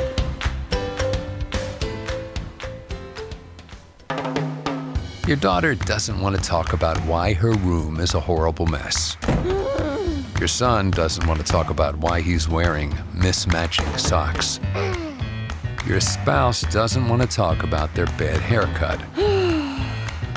Families don't have to talk about everything, but they should talk to plan for an emergency. Pack basic supplies in a go bag: water, canned food, flashlights, batteries, medical supplies, IDs, and some cash. Talk about where you'll meet in case you lose one another. And of course, don't forget to pack the dog treats. Talk to your family and make an emergency plan. Go to nyc.gov/readyny or call 311 to make your family's emergency plan. Brought to you by New York City Emergency Management and the Ad Council. hon, what you doing with your phone? Do flowers have best friends? I don't know. Hey, look. Whoa. Some answers can only be found in nature. Discover the unsearchable. Visit discovertheforest.org to find a trail near you. Brought to you by the United States Forest Service and the Ad Council. Next Thursday, you will be caught in an extreme flash flood. Disasters don't plan ahead, but you can. Talk to your loved ones about making an emergency plan. Get started today at ready.gov/plan. Brought to you by FEMA and the Ad Council. Open calendar. What's my schedule looking like? Next Thursday, you will be caught in an emergency flash flood between Park and First Street. What? No, that doesn't work. I'm busy then. Decline. Decline. Floods don't exactly work around your schedule. Disasters don't plan ahead, but you can. It starts with talking to your loved ones about making an emergency plan. So don't wait, communicate. Visit ct.gov/DESPP. Brought to you by Connecticut Department of Emergency Services and Public Protection, FEMA, and the Ad Council. To protect his family from disaster, Steve used his camera phone. Done. By taking pictures of his important documents, Steve can always have them stored online. Learn more simple disaster prep tips at ready.gov. A message from FEMA and the Ad Council.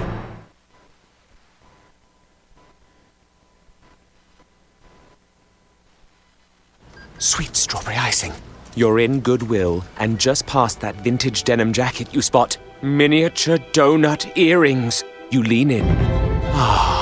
That's the scent of shopping success. Because at Goodwill, every item you buy funds local job training and more. So bring home those donut earrings and bring home so much good to your community. Goodwill. Bring good home. Brought to you by Goodwill and the Ad Council. Your blood pressure numbers could change your life. Talk to your doctor about creating a plan that works better for you. Start taking the right steps at manageyourbp.org. Brought to you by the American Heart Association, American Medical Association, and the Ad Council. 145 over 92. 180 over 111. I had a heart attack and a cardiac arrest, and then a stroke. Your blood pressure numbers could change your life. Lowering your high blood pressure could save you from a heart attack or stroke. If you've stopped your treatment plan, restart it or talk to your doctor about creating one that works better for you. Start taking the right steps at manageyourbp.org. Now I'm, trying to get better, stronger than ever. Brought to you by the American Heart Association, American Medical Association, and the Ad Council. Donna from Louisiana. The storm just hit, and we went from donating to the food bank to needing it. Hunger is a story we can end. End it at feedingamerica.org. Brought to you by Feeding America and the Ad Council. Melissa from Michigan. I work an extra part-time job serving lunch at my child's school, but I still can't afford to put food on our table. Daniel from California. Choosing whether to pay the rent or pay to fix the car to get to work doesn't leave us with much at all. Now we can't even pay for meals. Hunger is a story we can end. End it at feedingamerica.org. Brought to you by Feeding America and the Ad Council.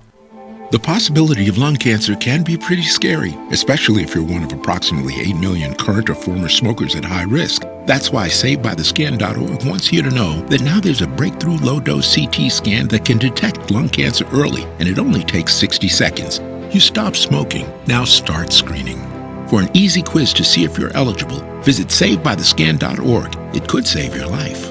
SaveByTheScan.org is brought to you by the American Lung Association's Lung Force Initiative and the Ad Council. Hi, it's Olivia Munn with my shelter pets, Frankie and Chance, reminding you that when you adopt a shelter pet, you discover all the things that make them unique. Adopt pure love at theshelterpetproject.org. Brought to you by the Ad Council, the Humane Society of the United States, and Maddie's Fund. Hi, it's Olivia Munn with my shelter pets, Frankie and Chance. Say hi, guys. When I adopted them, I discovered that they both have incredible personalities. Chance's sole purpose in life is to love and to be loved. Frankie is a little bit of a scoundrel and always entertaining. They're a little bit of a lot of things, but they're all pure love. Adopt pure love at theshelterpetproject.org.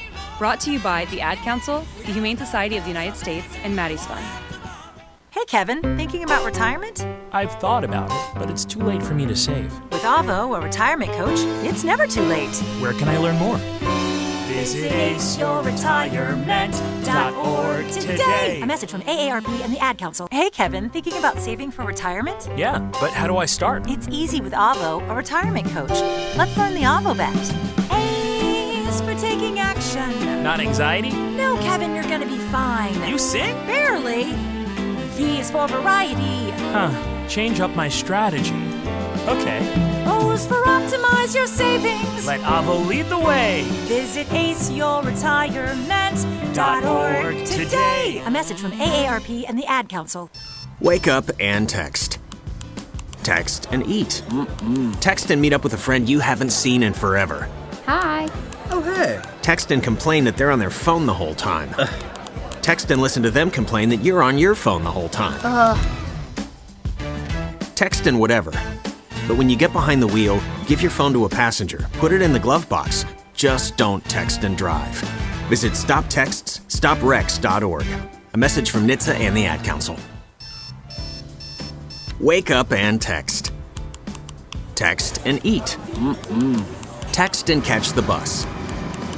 Text and miss your stop. Wait. Text and be late to work. Sorry, I'm late. Text and work. Text and pretend to work. Text and act surprised when someone calls you out for not working. Who, me? Text and meet up with a friend you haven't seen in forever. Hi. Oh, hey. Text and complain that they're on their phone the whole time. Text and listen to them complain that you're on your phone the whole time. Text and whatever. But when you get behind the wheel, give your phone to a passenger. Put it in the glove box. Just don't text and drive. Visit StopTextsStopWrecks.org. A public service announcement brought to you by the National Highway Traffic Safety Administration and the Ad Council. And we are back at McDougal Stadium. Sawyer, what do you say is the biggest adjustment Trumbull needs to make in the second half? I would have to say time possession here, Jeff, because the problem that they've been having so far is long drives by Trinity, short drives by themselves, and that's not a good recipe if you want to win this game. They need to slow the game down, stop Trinity here on their first possession if they can, force them into third and longs, because when it comes down to it, they've really been running the ball more than they've been passing it, so if they can force them into these long throwing downs, they have a better shot at getting the ball back, and then hopefully feed the ball to Malik, get the game flow in their favor, and then don't put too much on the quarterback's plate here, okay? Because he's been a little flushed. They didn't blitz in a lot, so what they really need to do is just calm down, let him get some short completions, feed the ball to Malik, and then work from there. Yeah, one of the things that Coach P was talking about is making Malik a bigger part of this. It's almost like, I don't want to say he regretted, but he wished he would have used them more last week. Yeah. He has used them this week. They have come up with a couple big runs. I remember towards the end of the second half, especially on the far sideline, he did make a couple nice runs, but you think they got to make him a bigger part of this. Yeah, problem is that when they get those big first downs, they've been really resorting back towards the pass when they start feeling they get the run going. And the problem with that is you get yourself in the third and longs. It's hard to run the ball in those situations. And they got to be a little more creative with getting in the ball, too. That doesn't mean just handing it off to them. They can use them in screen passes. I know they have an empty package that I'm surprised they haven't gotten into yet. Yeah, so looking at the stats that you're keeping for us, Riley is 8 of 13, 75 yards. Malik has 6 attempts, 37 yards. So with Coach Pete talking about trying to keep, he was saying hopefully 50-50, at worst 60-40. We've had 13 passing attempts and 6 running attempts from Malik, 2 keepers by Riley. Yep. He hasn't handed off to another running back then. Yep, that would be correct. So, like I said before, they're getting caught in these long down conversions, and with that, they've been forced to throw the ball. They really need to focus more on the run. Let themselves, trust the run, trust the fact that they're going to get the first down that way. Yeah, he's got 5 completions to Ray Leonzi, 1 to Kyle Atherton, and then 2 to Malik. Yep. I think in the Central game, again, it's a different animal playing Central, Yep. They spread it around, and I think that's what they need to do here. All right, so Trumbull is about to kick off. Yep, Trumbull will kick off. It is dropped at the 30. He recovers inside the 30. Now breaks to the near side. Breaks a couple of tackles, still going, and finally wrapped up.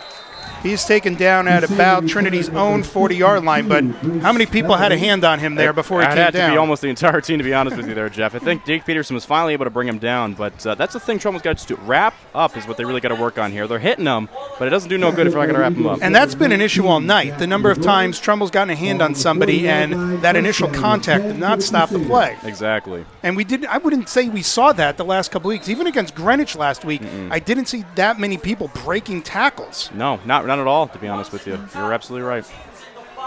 Okay. Let's see what Trinity does here. If they stick with the run or if they decide to go with a pass. Looks like a run again. A give down the middle and a run. Crusader carry number 24, Isaiah Lopez. For number 24, Isaiah Lopez. So the question here is, do you try and fix and switch things up? Because Lopez is going to get tired. Everybody's going to start to get tired. Probably Trinity's greatest obstacle here is that they're going to have guys playing two ways the entire game. They're going to get tired. How do you sort of manage that? Trumbull needs to exploit that. Exactly. They need to force them into these longer conversions, and also on top of it, keep them on the field more if they need to. A give down the middle. They're beyond the 40, a couple of yards, maybe 3-4 on the play. But to Trinity's point, I think what you have to do, ride your players as long as you can. They have a lot of heart here, and this is very exciting them to be up against a double L school like this. So I don't see them getting too tired too quickly here. Well, they got to be used to double L's because how many non-double L's are there in the FCX? That's Trinity, St. Joe's. I think they may very well be the only ones besides perhaps St. Joe's, but that's no picnic either. So. Maloney 18, North Haven 14. Boy, has North Haven struggled. Incomplete pass to the near side. They have done a lot of those quick passes tonight. This one to the close hash. The quarterback has not been sitting in the pocket waiting for something to happen. They're putting the ball in the air very quickly, hoping to catch Trumbull. Not quite set yet. And that's a credit to some respect facing towards our pass rush too. They understand we have a good D line, we have a good pass rush. That's really more of our strength with all the passing teams we play in the FCAC. And on top of it, they have very athletic receivers. You can tell they want to get them the ball really quickly. Handy's back in front, 29-13. So the number one team in the state for all intents and purposes is staying that way. Kick on the way. End over end. Fair a fair called. catch just outside the 25. All right, so that's a good thing. Trumbull forces the punt, not allowing Trinity to move the ball, and let's see if the momentum can swing now. That was a pretty good defensive stop by Trumbull. They take over at about their own, is that the 28-yard line? That would appear that way. Yep, they're on their own 28-yard line, and let's see what happens. The defense definitely played very well there. Yep. Let's hope the offense can do that too. Yep. Speaking of defenses playing well, how about Fitch 6, Bunnell 0 at half? It could be equally bad offenses too. We don't know. Not at that game. And then offense, if you want offense, Greenwich a 41-13 lead over Norwalk. Boy, is that rough. Norwalk, another building program similar to Trumbull. I like seeing that they handed off to Malik, but he went nowhere. That might even be a loss of yards. They may need to look into more creative ways to get him the ball. He is their top playmaker. However, these traditional zone runs are not working as well with the blitz that's coming in from Trinity. Well, the defense stepped up in the second half so far in this young second half. The offense, not yet, but that was only one play. Yep. Offense might be a little cold, too. If you were to do the time position here, I'd have to say Trinity has a large advantage over Trumbull right now. Let's look at your stats. Yeah, you probably could very well do that. Although I will admit, though, the app is not too promising towards time, so I can't guarantee it's completely accurate. Given to the near side and incomplete, 9:52. The clock stops. But I could say, at least play-wise, Trinity with 36 total offensive plays to Trumbull's 22. So that is showing you who's having the ball more often in this game.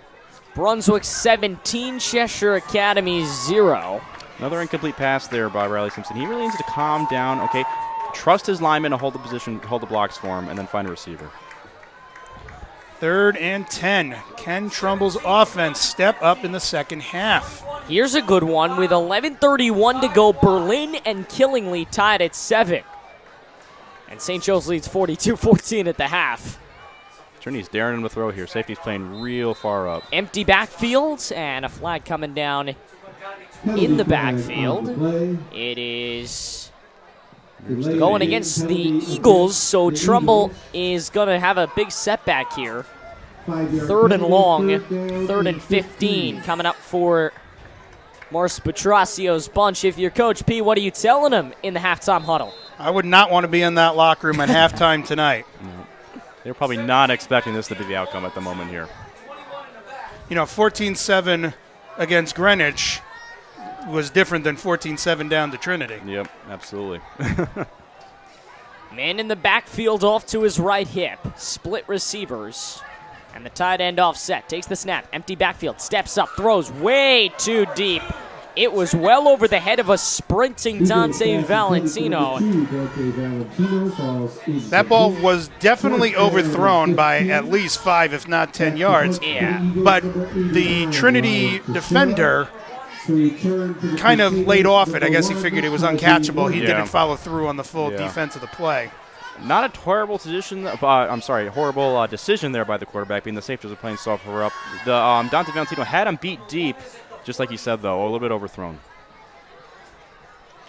Well, that's going to make Trumbull punt it away. Ooh, good punt. Good punt. It is a good punt. It bounces inside the 30. This Good is roll. rolling all the way to the 25. End of the 24. And they're trying to blow on it almost to make it move. That was a fabulous punt. That was a good, especially off a bounce, too. Botch snap, defender coming in. That was a great job. All right, so Trinity gets the ball back. Look, guys, Trumbull's defense definitely stepped up on their first drive. Yep. They've stepped up. We need the offense to step up. Let's hope that the defense can continue. Exactly, yep. A lot to ask, though, with these short. Like I said, you can't really have these 3 and outs here if you're Trumbull. You really need to try to focus on, getting Trinity off the field and then, getting your own drives going a little faster. And we were saying just a little while ago, Trumbull needs to stop Trinity converting on third downs. Yep. They did it on that drive. Exactly. That was exactly what they needed to do. A man in motion defensively. A handoff straight up the middle. He breaks a first tackle, breaks the second tackle, and is going to get almost to the 30. And it took 3 attempts. He was touched in the backfield and then 2 more times to bring him down. Same thing we've been talking about all night. Trumbull is not bringing the runner down on the first contact. 2nd down and 5. It's like some of the basics they're not following through with. Exactly. They're getting a little too antsy trying to make a tackle. You have to first wrap him up and then bring him down. And another quick pass. They like those quick passes to the close side. Picks up a few. That's going to bring 3rd down and short. Or no, he crossed it. It's a first down. Yep. Just a simple hitch route there. That's all they need to worry about, getting the ball out quick to the receivers. And like I said, they're very athletic, so they're making these catches. So they do convert, and it's 1st and 10, Trinity Catholic. Boy, who would have thought? Not I. Unbelievable. Still early, though. Trumbull has a chance. But it is similar to the Norwalk game, Sawyer, that you were talking about last year. Exactly. Very similar. This Norwalk had the ball for almost the entire, for probably 6-7 minute drives. Hard to come back after that, especially when they score. Man in motion to the far side is Taji Morgan, and a give down the middle. And a good run for Lopez. And good stop that time. It did not take 2 or 3 attempts to bring him down. Nope. Looks like Trumbull switched to a little heavier front. I see Stocknoff up there. Kobe Levinson, looks like Davidson, and Nkuchi again. So definitely good when you're playing a run team like this.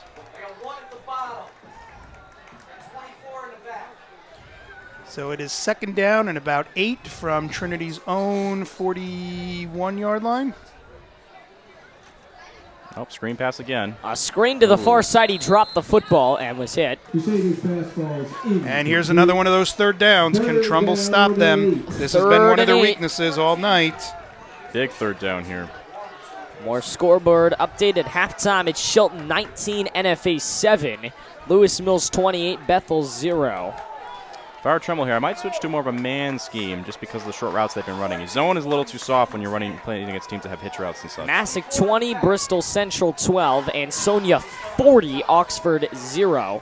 First final of the night, Lewis Mills beat Bethel.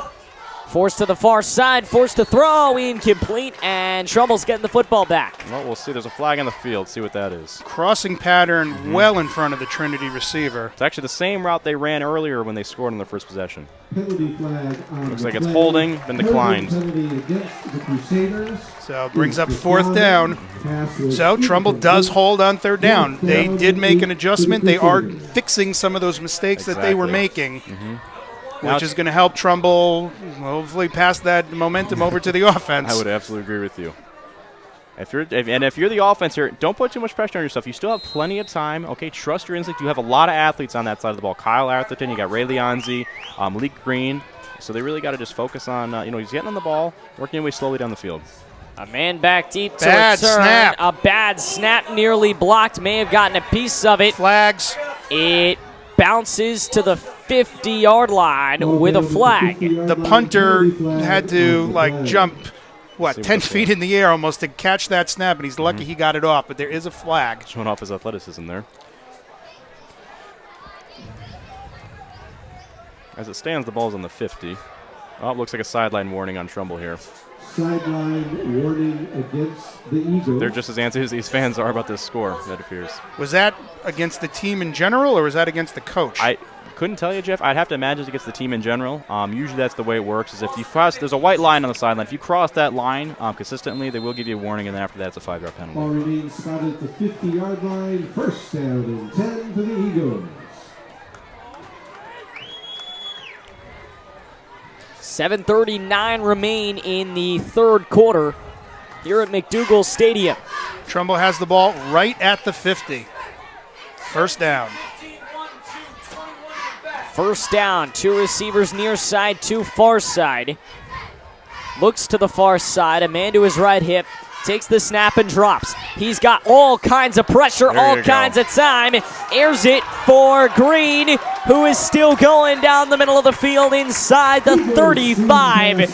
First down for the Eagles and inching closer to the red zone. And it wasn't even a very long pass. He only threw it a few yards in the air, but Malik's great moves, almost like Bo Jackson type moves, he was able to elude a couple defenders and move that ball down. Very good offensive play. All right, let's see if we have some momentum. Great play call there, too. They noticed the blitz, they acknowledged it, they exploited it, and did a quick screen pass over there. Lyman got out in front of Malik there. Back to throw, empty backfield, takes it straight down the far side, the near sideline. Forced down in front of the 20-yard line. It is going to be a first down. I think that was a design. No, he was short. It could have been a QB draw, I think you're right, Jeff. Because Riley was standing there, and he was just the way he was moving. He was not ready to throw that ball. No. He was just waiting for a hole to open up, and he took it down. It looked like he got about 8 yards, so it's 2nd and 2 now. And you notice, you could tell that because he didn't drop back. It was quickly standing there, stepped into the pocket, and then he ran up. Ball on the Trinity 24-yard line for the Eagles. A man to his left hip. He checks his wrist once, twice, now looks to the far side and hangs in there. Again, a man to his left hip, split receivers going to the far end near side. Takes the snap, handoff, down the middle, cuts back, and is eaten up. Maybe a yard on the game. Now, when Trumbull runs these plays, a lot of them are read options by the quarterback here. He can either give the ball to Malik or hold it himself. I'm surprised Riley hasn't exploited that yet. The defensive end is crashing down hard. I wouldn't be surprised here if he picks one off. Now, is that something that'll come with experience? That is true. Actually, last year in the Trinity game, Colton Nicholas, he did that a lot too. He had 2 touchdown runs that way, holding the ball in. So checks the sideline, checks his wrist. Split the receivers, man to his left hip. Same setup as the previous play. They will blitz, throw to the near side, complete inside the 15-yard line. First down? Trumbull is going to get a first down. Okay, ball is moving. It's a good catch, good read, quick hitch route, just throw it out to your receiver, let him get a first down, make a play. Put some points on the board here, tied at 14, and then keep the momentum going and get control of this game is what the Eagles need to do. We have another final. Brunswick beats Cheshire Academy 17-0. Is New Canaan playing tonight? I believe they play tomorrow. Yeah, New Canaan will play tomorrow. Against Stanford, I believe. Against Stanford at Boyle Stadium. Gives straight down the middle to Green, who will pick up some yardage. New Canaan is, did I read the standings correctly earlier today? They are 0-1? They are 1-1, actually. 1-1. Yep, they lost to Richmond. They beat New London in the out-of-conference game. They're actually 0-1 in the FCX. That's what I was seeing then. Exactly. Okay. Because they lost to Richfield last week in a surprise game, and then they beat New London in week 1. And we will see them against Trumbull in a few weeks down the road. Yeah. Big game next week against Darien here. Absolutely. With this weird schedule opening with 4 straight home games, but another juggernaut next week against Darien. Yep. Trumbull looking for that first momentum win. That could very well be it. Takes the snap. Here's the handoff. Green running near side. Cuts back a couple of times. Dives! Close to the first down. He cut back and forth to pick up quite a few extra yards right down the middle. I'll tell you, he's great at that. And is that a first down? Officials timeout. Not only is he shifty, but he's also very powerful, too, if you've noticed.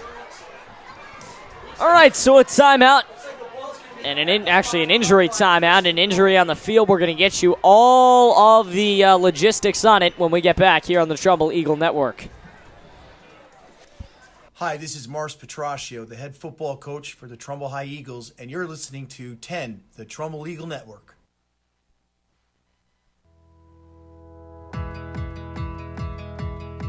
ACBI is the largest privately held insurance broker in Connecticut, specializing in personal and commercial insurance. Contact Sean Rabinowitz today at 203-418-4192 or visit him online at acbi-ins.com.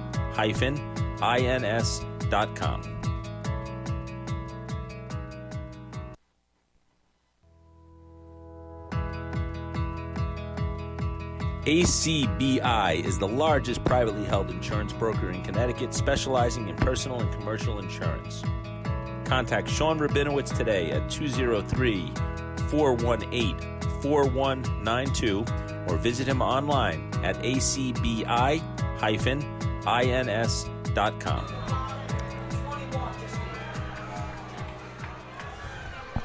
Trumbull will set up on first down and goal. 3 receivers stacked to the far side. 1 running back, and it is a keeper for Simpson. A couple of yards picked up for him.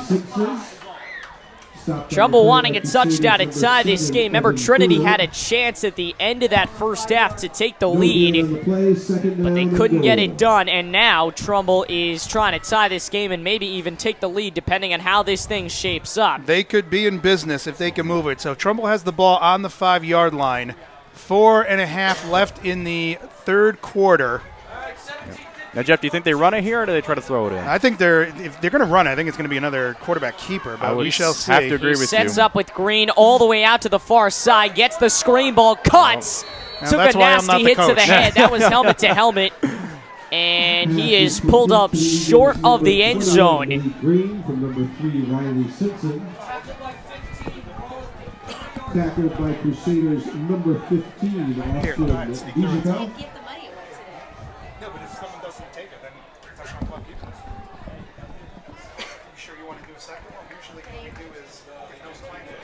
All right, Trumbull on the 3-yard line here. Trumbull has been knocking on the door all half, and maybe now they'll be able to get it. See if they switch to that wishbone formation again. That worked in the first time when they were on the goal line. All right, let's see what the Eagles can do here to try to punch this in on third down. Simpson alone in the backfield on third down. He gives. Green cuts and he through gets it. and scores. All right, Trumbull is back in business. Green, touchdown, Eagles. Eagles carry number 21, Malik Green. All right, so defense has stepped it up. Offense has now stepped it up. Yep. Guys, are we looking at a new game now? I believe we are. That's a fantastic drive if you're Trumbull. They methodically worked their way down the field. Didn't worry about any big plays. But keep in mind, last week when Trumbull we thought was in business, this is when they faltered. And looks like we have another Trinity injury. Trinity player down. So why don't we take a quick break here on 10, and we'll be right back.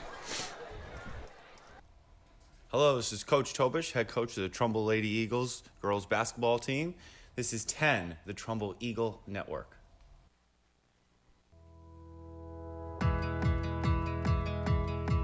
ACBI is the largest privately held insurance broker in Connecticut, specializing in personal and commercial insurance.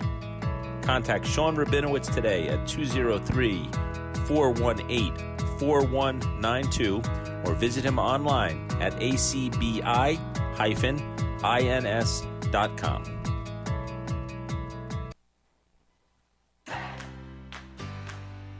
The Trumbull Touchdown Club is the nonprofit booster club that supports and enhances all levels of the Trumbull High School football program.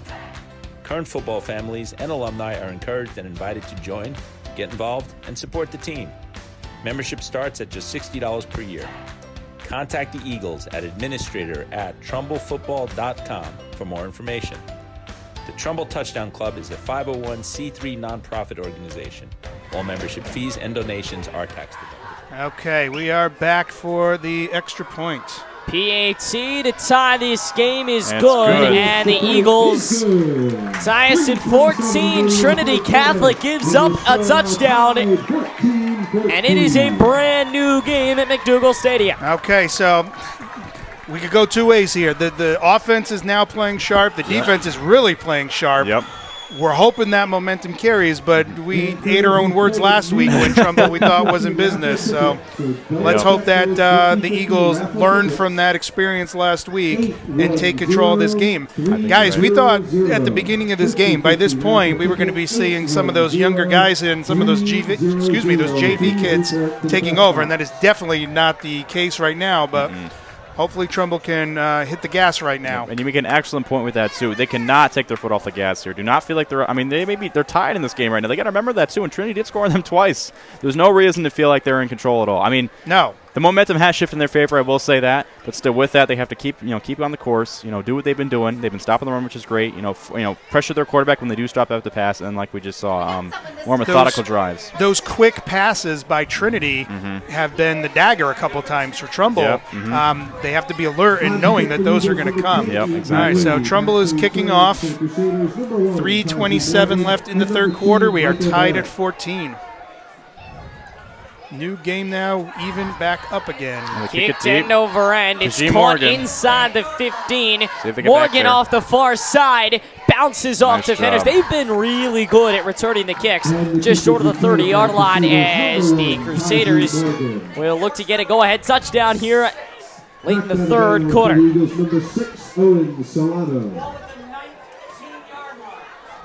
Let's see if they go with a 4-man or 3-man front. I would imagine they'd stick with the 4-man front they've been doing. Well, yeah, with all the running, you would think so. You're absolutely right. But you know what? After that one kickoff that Trumbull allowed to go all the way down, holding him with just a couple yards. That's fantastic. Again, they've made some adjustments. They're fixing some of those mistakes. Notice it was a higher kick than last time. Last time was a short hop. This one was a high arcing kick, so that, like you just said, it gave more time to get down there. Very odd formation. Side handoff set. The handoff straight up the gut. Past the 30. Jake Peterson, for a sophomore, is doing an excellent job here, plugging these holes. Very athletic linebacker. Not the biggest guy, but, man, he is fast getting into those holes. And also in pass coverage, too. Give us to Isaiah Lopez. Inside 3 minutes remain in the quarter, and we are tied at 14 here at Trumbull High School. What a crazy game this has been. And again, people in other FCAC stadiums are looking at the score, probably scratching their heads just as we are. Absolutely. Looks like drops back to pass. List of all the FCAC games, drops to pass. This will be close. Get it or just short? They may have gotten it.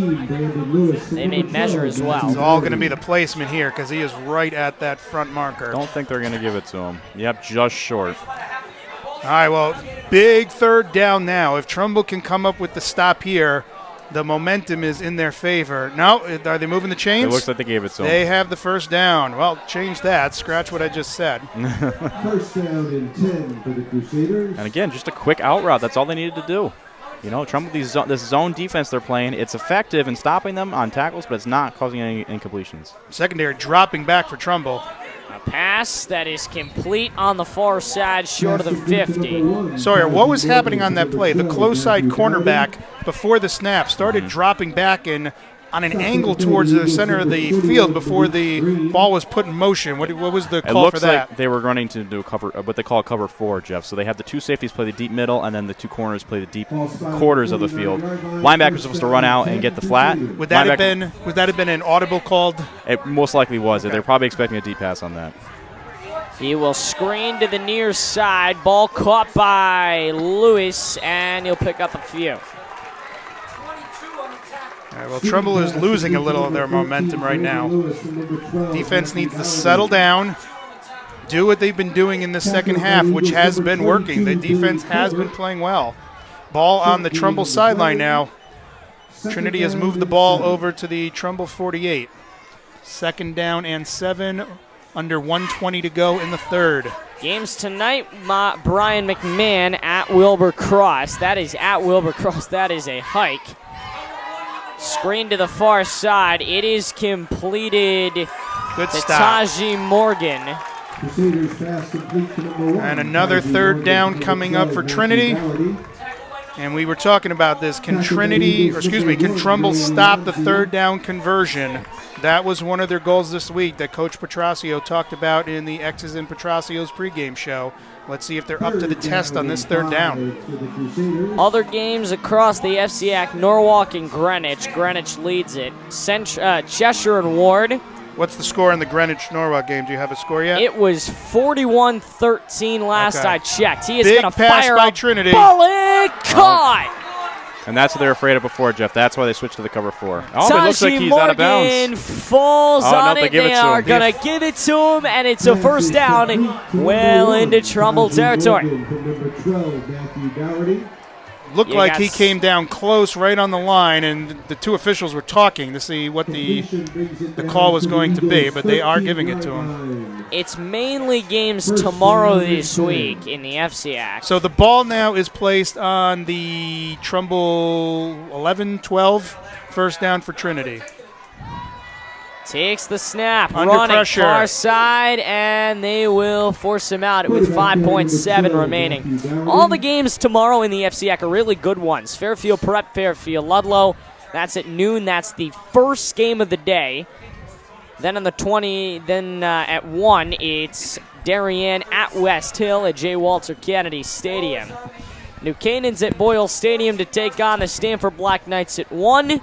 And the late games, Staples hosting Ridgefield at Norwalk High School.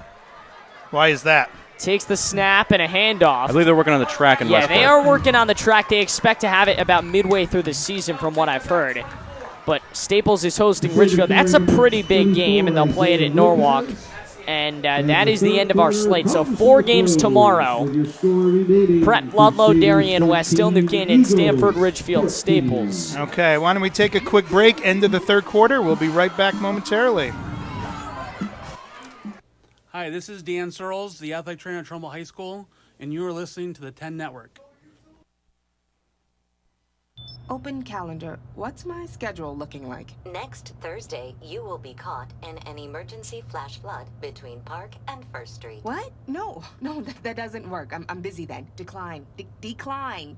Floods don't exactly work around your schedule. Disasters don't plan ahead, but you can. It starts with talking to your loved ones about making an emergency plan. So don't wait, communicate. Visit ct.gov/DESPP. Brought to you by Connecticut Department of Emergency Services and Public Protection, FEMA, and the Ad Council. Back here at Trumbull High School, and the tradition of the end of the third quarter, the Cupid Shuffle, our cheerleaders doing the Cupid Shuffle dance. And here I was about to ask if that was planned or not. We've been doing that for a couple of years now. Cheerleaders seem to be having a good time with it. Now, when Trumbull's up by a whole bunch, you sometimes see the players joining in, but not in a 14-14 game. No, this is a very, very close game, and this is a very, very good game to watch if you're a football fan and or a Trinity Catholic fan. And Trumbull's back to the wall right now. This is do or die. Fourth quarter, you have the ball at your own 14-yard line, 3rd and 5, tied at 14. This will set the momentum for the fourth quarter. Correction, 3rd down and 10 for the Crusaders.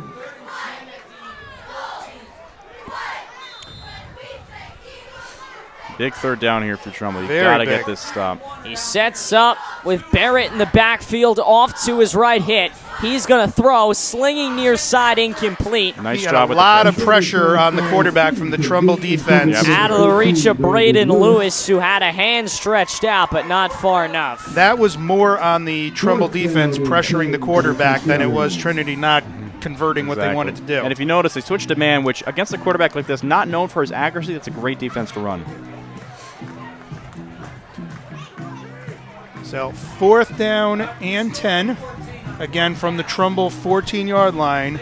And they will. Yep, we they have are another going for final. it. Killingly 14, Berlin 7. And Trumbull continues to beat up on Norwalk. Barrett again in the backfield, this time to the left, hit 3-step drop. Interception! Intercepted. It looked like that was tipped. It might have very well been. And Trumbull brings it back to about the 15 or so. It looks to be Nolan Shea on the interception, their senior captain. Big play for him. Huge momentum shift for Trumbull. Big. We were just saying this is going to set the momentum for the fourth quarter. Yep. That is huge. And we have a big question going on right now. Normally we have a person doing music up here. There is music playing through the stadium PA system via Bluetooth. We have no idea who this is coming from or who's playing it. Well, someone must have been upset there's been no music lately, so they must have taken matters in their own hand, if I had to guess. Let's just hope that we don't hear something inappropriate. Well, I guess that's the risk you run when there's someone on your you know you will. What's the point in doing that without it's playing like something? the gremlins of McDougal Stadium has taken over the music. Someone, some ghost from the past is not pleased with what we've been doing up here, I guess. All right, time for the offense to step up here. This could very well, if they can make a long drive here, this could kiss their game. Officially on Trumbull's own 16. He sets up with a man in the backfield, takes the snap, a 3-step drop on the move to the near side, thought about running, now throws out of the reach of Kyle Atherton. It was right zone, well, maybe not right zone, but it was a forced pass. And it doesn't look like Kyle Atherton was his primary target on that, and he threw it. It was like a floating pass. Yeah. It went over his head by just a little bit. If he would have caught that, he wouldn't have been gone, but he would have gotten a good number of yards. Yep. Simple fade-out route combination there. Okay, defender forgot to get out to the flat left. Kyle wide open. Riley looking for the deep pass. Didn't notice until it's too late. Okay, see if they stick with the pass again. They've had success running it, so I wouldn't be surprised if we see a run here. And then, again, back to the school of thought of we want to have Malik a bigger part of this offense. And actually, Riley had the right idea. Getting the ball to Kyle Atherton, too. He has one catch today, which is kind of surprising. Yes. Takes the snap, a handoff for Malik, cutting as he usually does, and all the way over to the near side. Basically It's 45-13 Greenwich. Yeah. You wanted the Greenwich score, you got it. End of 3 up at Cardinal Stadium. St. Paul 35, Naugatuck 19. Really, that's an interesting score right there. Naugatuck has not let up a touchdown this year. So that's a big game right there. So Trumbull's got the ball, 3rd and 10 on their own 15-yard line, just over 11 minutes to go. They need to keep this drive moving. If we stall out, this is it could put them in trouble. Trinity double covering Kyle here with the safety over the top. Takes the snap, back to throw, looking far side, avoids a sack, Fumble. but he lost the football, and he does recover it. Very lucky. If he had lost the football, that could have been the end of it. Not where you want to be punching the ball, though, back in your goal like this, especially with the last snap they saw was on the hop. Once again, looking at Coach Petrosio on the sideline, trying to read his body language. He is just standing there a moment ago in shock. Absolutely frustrated, I'm sure. A lot of pressure placed on your punter here. He's got to make sure he doesn't step out of bounds, too, on the back of the goal line. Cheshire 28, Fairfield Ward 7. So way back in their own end zone for the punt. He has to make sure he doesn't step out of the back. Pretty good punt. It was a good punt, although it's available for inside return. the 40. Returning near side, now turns back to the far side and is able to get past the 35.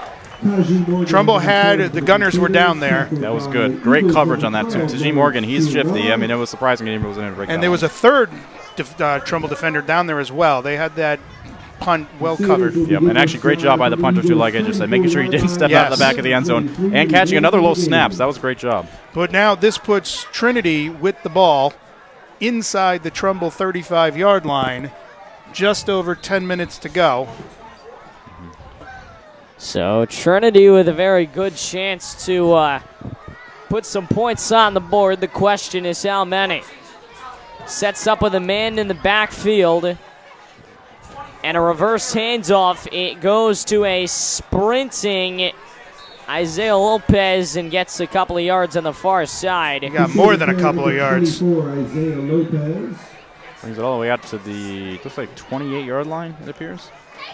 7-yard run. Little misdirection there. See, the quarterback faked like he was booting out left, hand the ball off to the right, and then the whole defense was shifting with him, so they had more of an they've done opening. that several times tonight. They absolutely have. So they're very creative with the run play, so you could tell. I mean, simple playbook, but they're playing within their means, and that's what's working best for them. And once again, the Trinity coaches, hats off to them. They prepared well for what they were going to face. Absolutely did.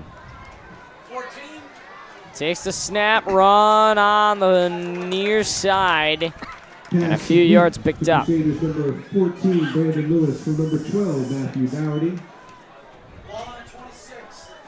Looks like no penalty flag. I take that back. Just kids' cleats. What? Yeah, I know that one guy has very bright cleats. He sure does. I saw him right by the ref. I'm like, oh, bright yellow cleats. Never mind then. Well, once again, third down, third and short. Talking about those third down conversions that Trumbull's had a hard time with stopping. Third and short's not an easy one to have to face, too. How about a false start penalty to move him back? That would certainly be helpful.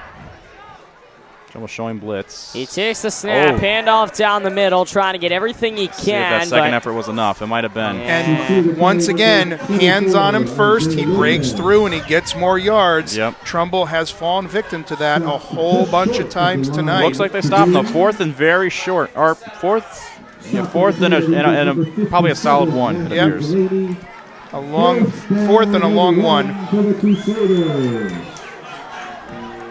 Ball is on the Trumbull 25-yard line. We have 8.5 to go in the game. Big fourth down now.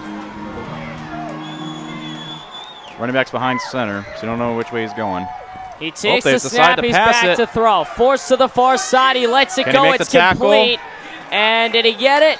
It's going to be close if he did. He was nearly sacked, but he got the ball Doesn't look off. like he got it. And he passed it to the far side. He didn't get it. That was a huge stop by Trumbull. Gutsy play call by Trinity, deciding to throw it there. Good pressure, and then just a great tackle in open field. Under pressure, the quarterback got the ball off to the far side to a receiver who did not have a Trumbull player around him. No. But Trumbull swarmed him quickly and were able to bring him down inches short of the first down. Big stop for Trumbull. So they're going to take over at their own about 25-yard line now.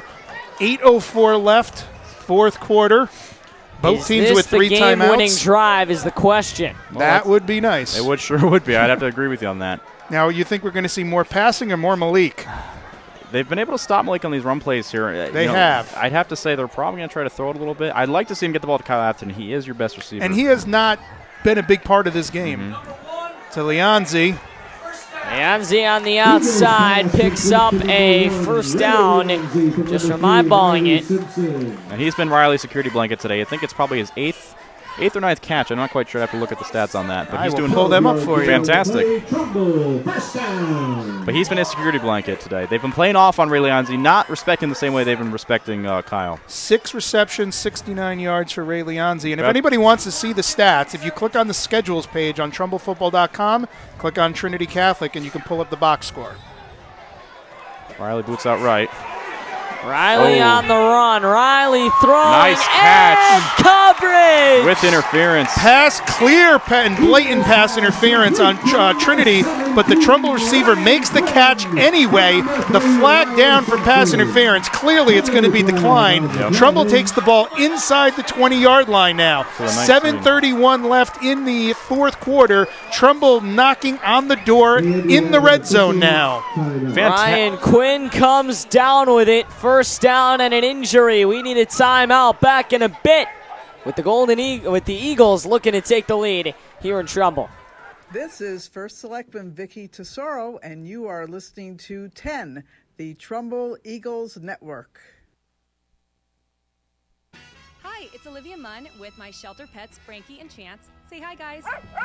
When I adopted them, I discovered that they both have incredible personalities. Chance's sole purpose in life is to love and to be loved. Frankie is a little bit of a scoundrel and always entertaining. They're a little bit of a lot of things, but they're all pure love. Adopt pure love at theshelterpetproject.org. Brought to you by the Ad Council, the Humane Society of the United States, and Maddie's Fund. Hey, Kevin, thinking about retirement? I've thought about it, but it's too late for me to save. With Avo, a retirement coach, it's never too late. Where can I learn more? Visit aceyourretirement.org today. A message from AARP and the Ad Council. We are back. The Trinity player is up. Thank goodness. Looks like it was probably just some cramping there, Jeff. So to Aiden's point, you're right. That playing both ways is finally catching up to a few of these players here. Very good point. So Trumbull moving the ball well. The offense has now definitely stepped it up, as the defense did sooner. Looks like a tight end has checked in the game. Number 89, Ryan Teixeira. Big 6'2", 225. See what they decide to do with him. Could be to try to open up the run more. And just to make a point back in the last play, Ryan Quinn, a senior, great catch, making an adjustment on that play with the defender draped all over him. Absolute blatant pass interference, and he still made the catch. Kyle Atherton up on the top, single one-on-one.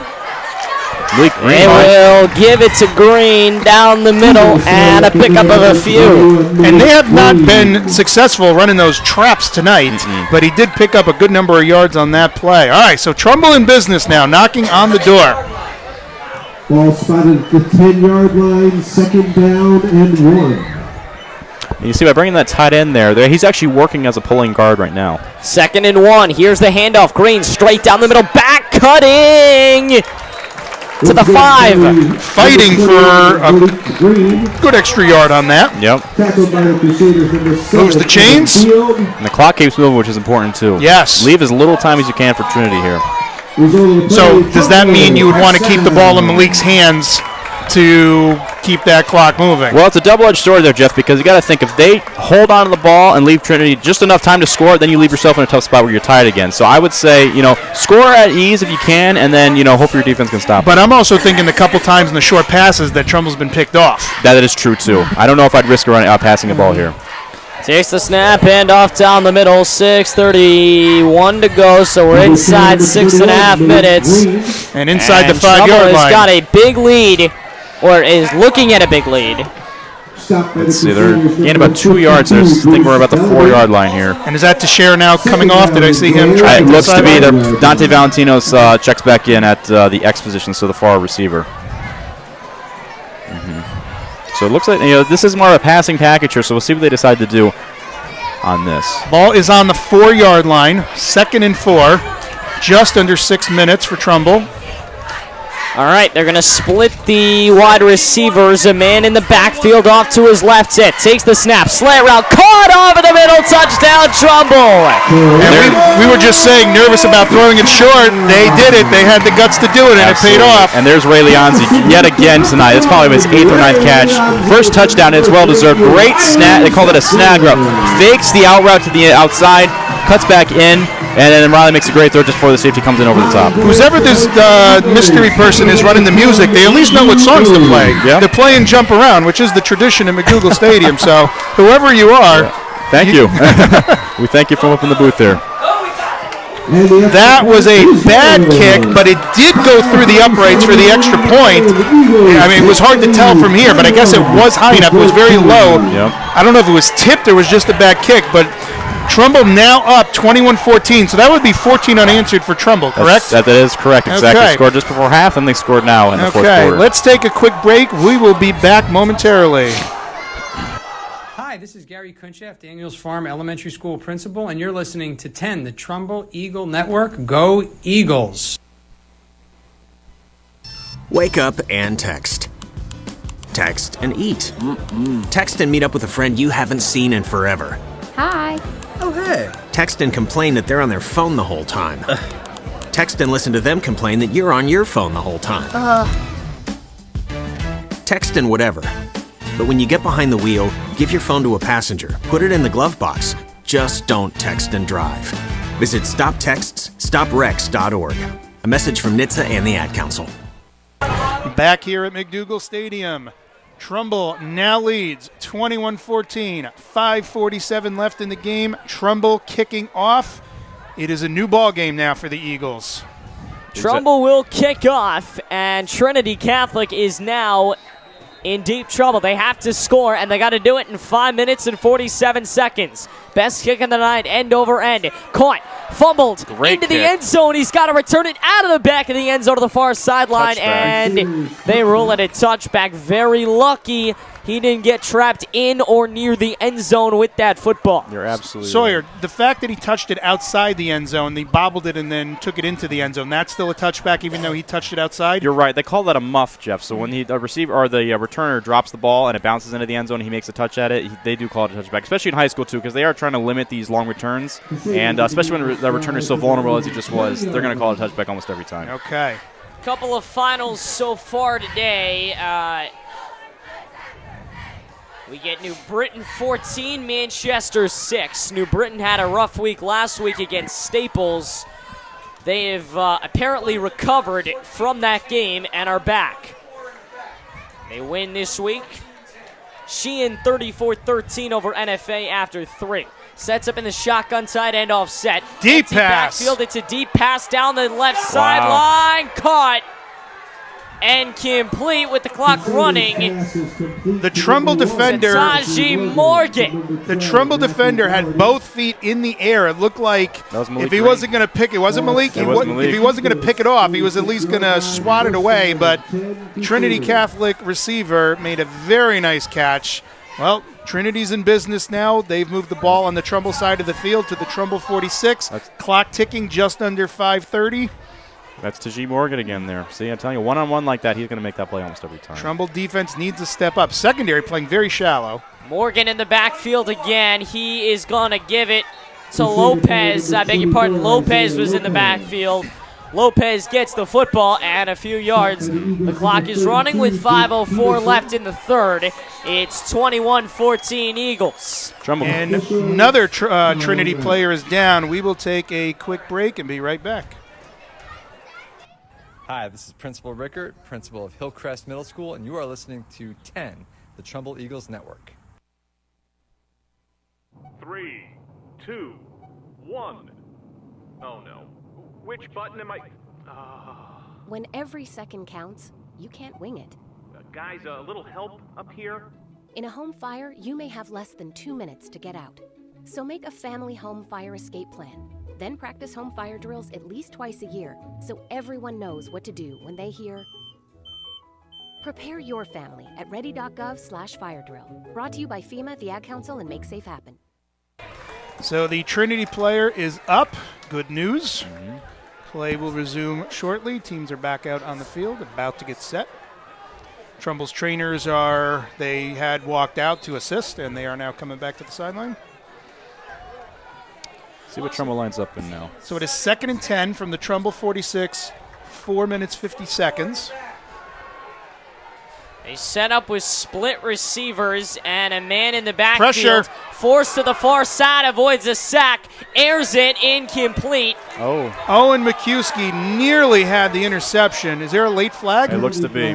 Morgan had the football in his hands and tipped it into the sideline, into the Trinity Catholic bench. And it is going to be a 3rd down when this is all said and done. I beg your pardon, 2nd down.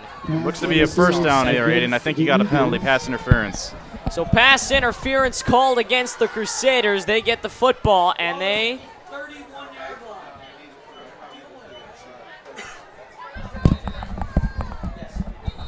And just like that, another injury. We need another timeout. This game is getting good. It's 21-14 Trumbull with 4:39 to go. We're pausing 10 seconds for station identification here on the Trumbull Eagle Network. Hi, this is Mars Petraccio, the head football coach for the Trumbull High Eagles, and you're listening to 10, the Trumbull Eagle Network. Back at McDougal Stadium, Aiden Blank, Sawyer Nicholas, and looks like Taji Morgan. Jeff Alterman here on the call. The Eagles on top of Trinity Catholic 21-14. And Sawyer, you saw the injury. Well, I don't know if it's as much of an injury like you had said. It might have been just a cramp because I see him get up and walk off the field. It is Taji Morgan, though, their top receiver, so that'll be big if he's off for this play here. We saw a lot of cramping last week. I was in Stanford for Fairfield Ludlow West Hill, and it was hot. A lot of the Ludlow players just needed 10 seconds, 30 seconds to work that cramp out, and I can imagine that's how it'll be tomorrow. They set up on 1st down and 10 after the penalty with a man in the backfield, fakes the throw to the far side, and just runs it up the middle for a few yards. Trumbull's defense has got to get a stop here. They do not want this game going to overtime. No, definitely not. They have the momentum now. The defense needs to settle down. They just made a good stop. Get the ball back in the hands of the offense. Move the ball a few yards. Keep that clock ticking. Exactly right. Everybody on their feet, although for all intents and purposes they really shouldn't be. 4:05 to go in the 4th. Sets up out of the gun with a man in the backfield, takes the snap. Handoff is going to Lopez, who breaks through, gets a good game, but not enough for a 1st down. He ran to the near side.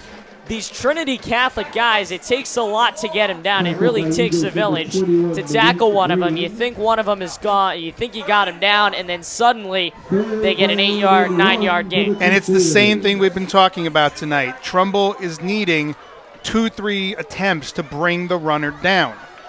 They're getting a hand on him, but they're not completing the tackle. They air him short, 3rd and 1, ball on the 22. Inside 3.5 to play in the 4th. Trumbull hanging to a 7-point lead. Man in the backfield is Lopez. He gets the football and gets a first down as he will run it across just outside, maybe on the 20. And Trinity Catholic can move the chains. Clock is stopped with 3:07 remaining. There is no timeout, so there was a quick confusion, and now they're going to measure. It looked like a first down eyeballing it. They are not going to mark him short. Enos Omar. The chain gang was slow to move. Omar Enos making the tackle just basically fell on top of the Trinity runner there. So a new set of downs coming up for the Crusaders. They trail by 7. If they get the touchdown, do you play it dangerous and go for 2? You know what? A game like this, when you're Trinity and you don't get opportunities like this to be up on a big school like this, I don't know. Split backs. They air it across the middle. He got it at the 10 and is taken down immediately. It's going to be 1st and goal or maybe 1st and 10, depending on where they mark him down. Trinity Catholic is knocking on the doorstep of the end zone, but they are working against the clock. 3 timeouts remain for either side. 2:47 remain. Trumble's defense in the second half has been playing very, very well. This drive, it's falling apart, and this is the first time in this half that that's happening, and this is not a very good time for that to be happening. Exactly. They're just not sure what to do. The problem is when you have success on both the ground and the pass, you have to respect the run, and it leaves your pass more vulnerable. Right. And the young corners they have, it's hard for them to Morgan in motion, Lopez in Pressure. the backfield. Lopez leaves, throw incomplete in the end zone. He had it in his hands on the slant. It was an off-balance throw. Caught in double-team coverage, and he couldn't hang on, and it's 2nd and 10 coming up for Trinity Catholic. And it was a pressured throw. He had to throw it earlier than he wanted to. Owen McCuskey with the pressure right up the middle, quickly through the offensive line and put that pressure on the Trinity quarterback. Dangerous play call, too, because they caught Trumbull in a blitz. They're leaving the linebackers vulnerable for a slant route, which is what they ran. It was just pass a little off kilter, and he wasn't able to make the catch. They did not need to stop the clock with a timeout. The clock stopped because of the incomplete pass. 2nd down, and they are moving the line of scrimmage back a little bit. It's going to be a penalty against Trinity. Ball spotted on the 14, maybe a 5-yard loss. What was the flag? It's hard for me to say. I didn't see the official make a call. 5-yard penalty. First down, though. So they repeat first down. That was big for Trinity. They got a chance to kind of experiment on 1st and 10, a free play. And now they get to reset first down. However, they're a little bit further from the end zone. Secondary Sets playing up. tight. Lopez in the backfield, takes the snap with split receivers. Oh. Fake, now forced to throw it away. It's incomplete near side. All he had to do was get rid of it. Matt Daugherty. Again, pressure by Owen McCuskey. Mm-hmm. Credit to Matt Daugherty, though. He caught him with a pump fake there, avoided the sack, and was able to get off an incompletion. Daugherty was in significant coverage, tackled as he threw it away, and now it's 2nd and 10 coming up for Trinity. Ball on the 14-yard line. 2:18 remain in the 4th. If I'm Trumbull here, I blitz again. I think that if they're able to get pressure on this quarterback, they say a good way to hide a struggling secondary is to have a good pass rush, and they seem to have one, so I think they need to focus on that now. Trumbull will send only 4 up on the front line. They're playing everything very short. Daugherty to throw, slings it near side. It's across the middle. Flag. Morgan caught it. There's going to be a penalty coming, and it is against Malik Green. Couldn't keep his hands to himself, and it is going to bring Trinity Catholic up and probably a repeat of that 2nd down. That's a tough one there. They're going to call him on not playing the ball and playing the receiver. However, I didn't see it. I looked like he made the play on the ball. They're both going for it. I don't really like that call there. Especially at a moment like this in a game. Yeah, they say that in the NFL, too. You really got to let the players play in these last few minutes here. Not good to help a team with a penalty. A reminder, couple of big games as we get a chance and a break in action. 3 timeouts remain for either side. 2:14 remain. Big games coming up tomorrow. Darien and West Hill. Ludlow and Prep, of course, the marquee matchup of the day. Staples and Ridgefield a close second. They'll be in Norwalk later that night. The penalty was declined because the catch was completed, correct? No, I believe they accepted it. It was an incomplete pass. So I thought I saw him wave it off. Okay. I could be incorrect, though. Okay. Jeff, you might have saw something I didn't. They move the ball up, spotted on the 7. 2nd down and 10. Man in motion as they will play 1 receiver near side, 2 to the far side with a tight end. Defensive man in motion, play action, and Morgan missed the ball and took a nasty hit going down. No flags on the play. That was an interesting throw. It was almost like a shot put kind of toss towards the receiver, but incomplete. So another one of these big 3rd downs on the Trumbull 7-yard line. We have 2 minutes, 11 seconds to go. Can Trumbull stop it? Yep, they caught themselves in a lot of these tough 3rd down positions, okay, and let's see if they can hold it for one more time. Definitely 2-down territory, though, if you're Trinity. Here we go. 3rd down and 10. And a Trinity Catholic timeout. They need 1, we need 1 too. We're going to pause quickly for stations to identify themselves here on the Trumbull Eagle Network. You're listening to 10, the Trumbull Eagle Network. Visit Paramenis Dental Group at our new state-of-the-art office at 105 Technology Drive right here in Trumbull, where we promote healthy teeth and gums for the whole family. Call Paramenis Dental at 203-459-8990 and visit us online at paramenisdentalgroup.com. Back here at McDougal Stadium. Once again, it is 3rd and 10. Actually, it wouldn't be 3rd and 10 if the ball's on the 7. Yep. I'm looking at the scoreboard. It would be 3rd and 7 from the Trumbull 7. Yep. 2:11 to go. Trumbull is up 21-14. And back to that question, if Trinity does punch it in, based on their situation, I wouldn't be surprised to see him go for 2. I would have to agree with you. I mean, as a Trumbull fan, you hope to see that they don't, but in this position, you might see that. Yep. He sets up with Lopez and Morgan in the backfield. He will throw it near side, caught by Barron and walks in. Walks in untouched. Trinity Catholic scores, and now an extra point ties this football game. If they go for 2, Trumbull has got to score in order to take the lead. And you have to remember, too, they did have a blocked field goal earlier, so it would not surprise me just for that reason alone if they decide to go for 2. Very good point. 2:07 remain in the 4th, and we got a real good ball game here in Trumbull. The offense stays on, so it appears they're going to go for 2 here. Big play for Trumbull's defense. Absolutely. They are going to go for 2, and here we go. Prior to this drive, the defense has been playing very well. Look for them to target T.G. Morgan here. I would expect man from Trumbull. It was player on player. This is the game. If they fail, it's over in all likelihood. If they succeed, Trumbull's got to go down the field and score. They do have a lot of time, Everybody on their feet. Daughtery sets up, claps his hands. Man in the backfield is Lopez. Takes the snap, slant route, thrown incomplete. Game over here at McDougal Stadium. Trinity Catholic takes the gamble. It does not pay off, and they are going to fall for another week. Well, they still What a have rough ending to it. 2 minutes left, though. 2 minutes left with 2 timeouts left. I wouldn't say it's a lock just yet. But you got to like that play by Trumbull there. They best man on best man. Malik Green on T.G. Morgan there. I mean, not a bad play call if you're Trinity. They had the pressure coming in from Jake Peterson on that. Quick throw, hoping for a slant route, and just Malik made a great play. You know what that just reminded me of? In my memory, one of the biggest 2-point conversions Trumbull had to defend against was 2010 against Staples. The winner of that game went to the FCAC championship game. Staples scored. They were going for 2 to try to get the win and hop into the championship game. Trumbull stopped them.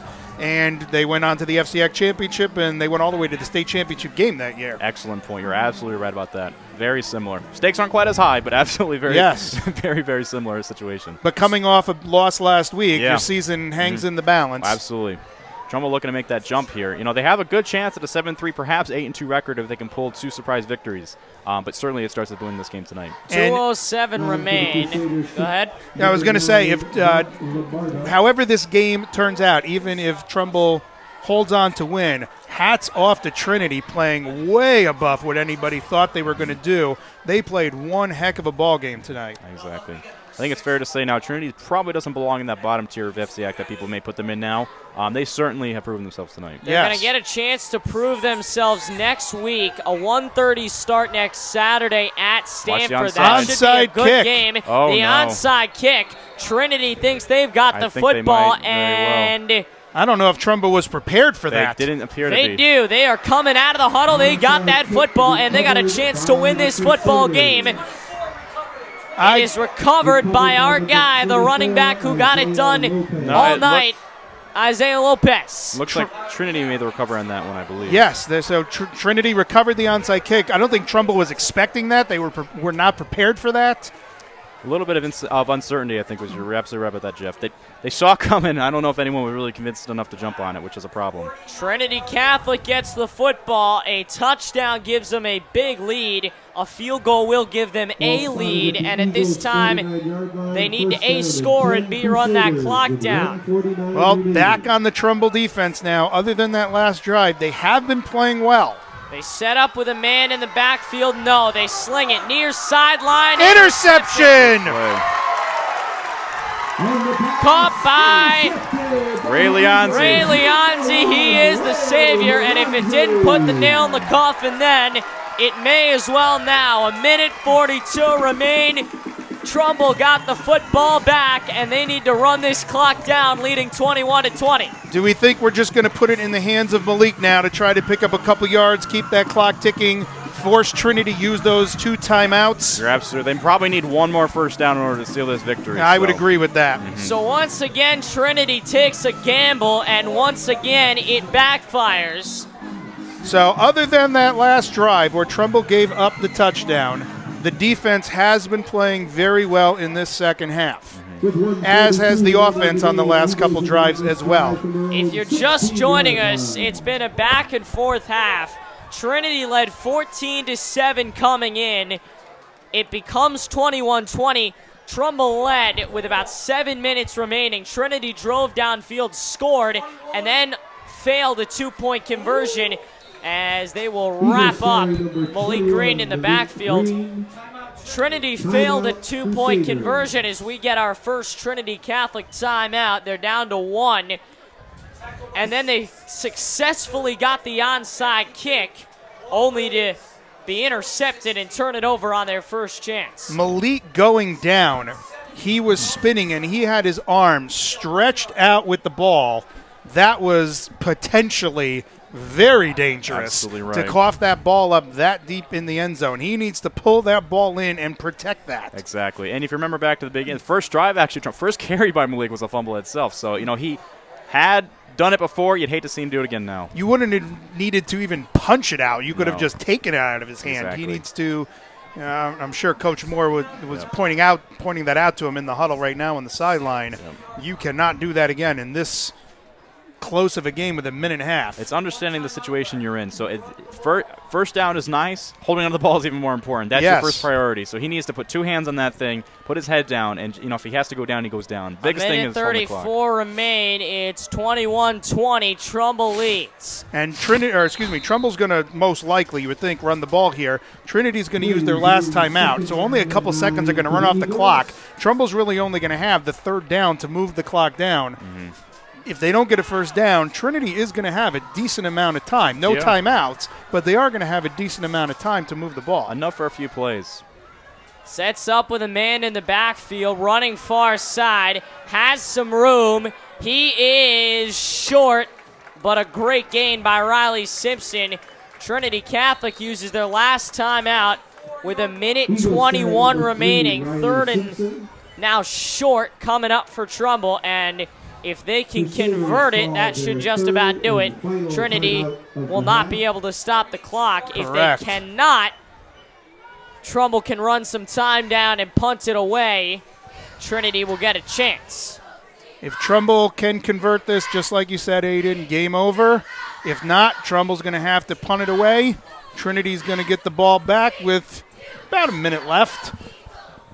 I'd say you're about right about that, Jeff. And I do like that play call that they just had with the QB boot. It's smart because now you run away from the defenders. They're loading the box there. So if you're able to get away from the defenders on that, buy yourself a little more time. It's a more developed play, too, so it's going to take a little longer as far as the run And goes. you can follow not only your lineman, but you can follow Malik to get an extra block. And if you can pick up that extra yard or two, that can make a world of difference. And it proved effective. They're out third and 2, it looks like. So big third down again. If they convert this, it's pretty safe to say they may have this one in the bag. Ward puts up 20 in their game, but falls. Play resumes, 3rd down and 2 for Do we the dare Eagles. call this 3rd and game for Trumbull? Could very well be, Jeff. Could very well be. This could do it. They set up with 2 receivers near side, Green and Simpson in the backfield. Simpson takes the snap. Same Option, play. near side. He will get it, and that should do it. Well, we'll have to see the spot here. It's pretty close. Looks like he got it, though. It's close from eyeballing it. He did convert, and this game is over. It looks like it was 13 to go. The clock is stopped. Exact same play going to the other side this time. And you have to like that call And it again. is a first down. It is a That's first gonna down. do it.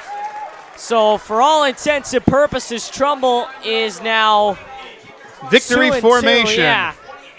Let's see how good he is under center, though. We haven't had him go there yet, but I'm sure he'll be quite all right. Victory formation for the Eagles. Under a minute to go. We'll see a knee. In victory formation. He takes the snap, knees it down, and that's going to do it. 46 seconds one remain, more knee. and one more knee is Yep. going to give Trumbull their second win of the season. They will start the year 2-1 through a few weeks. They got Darien next week.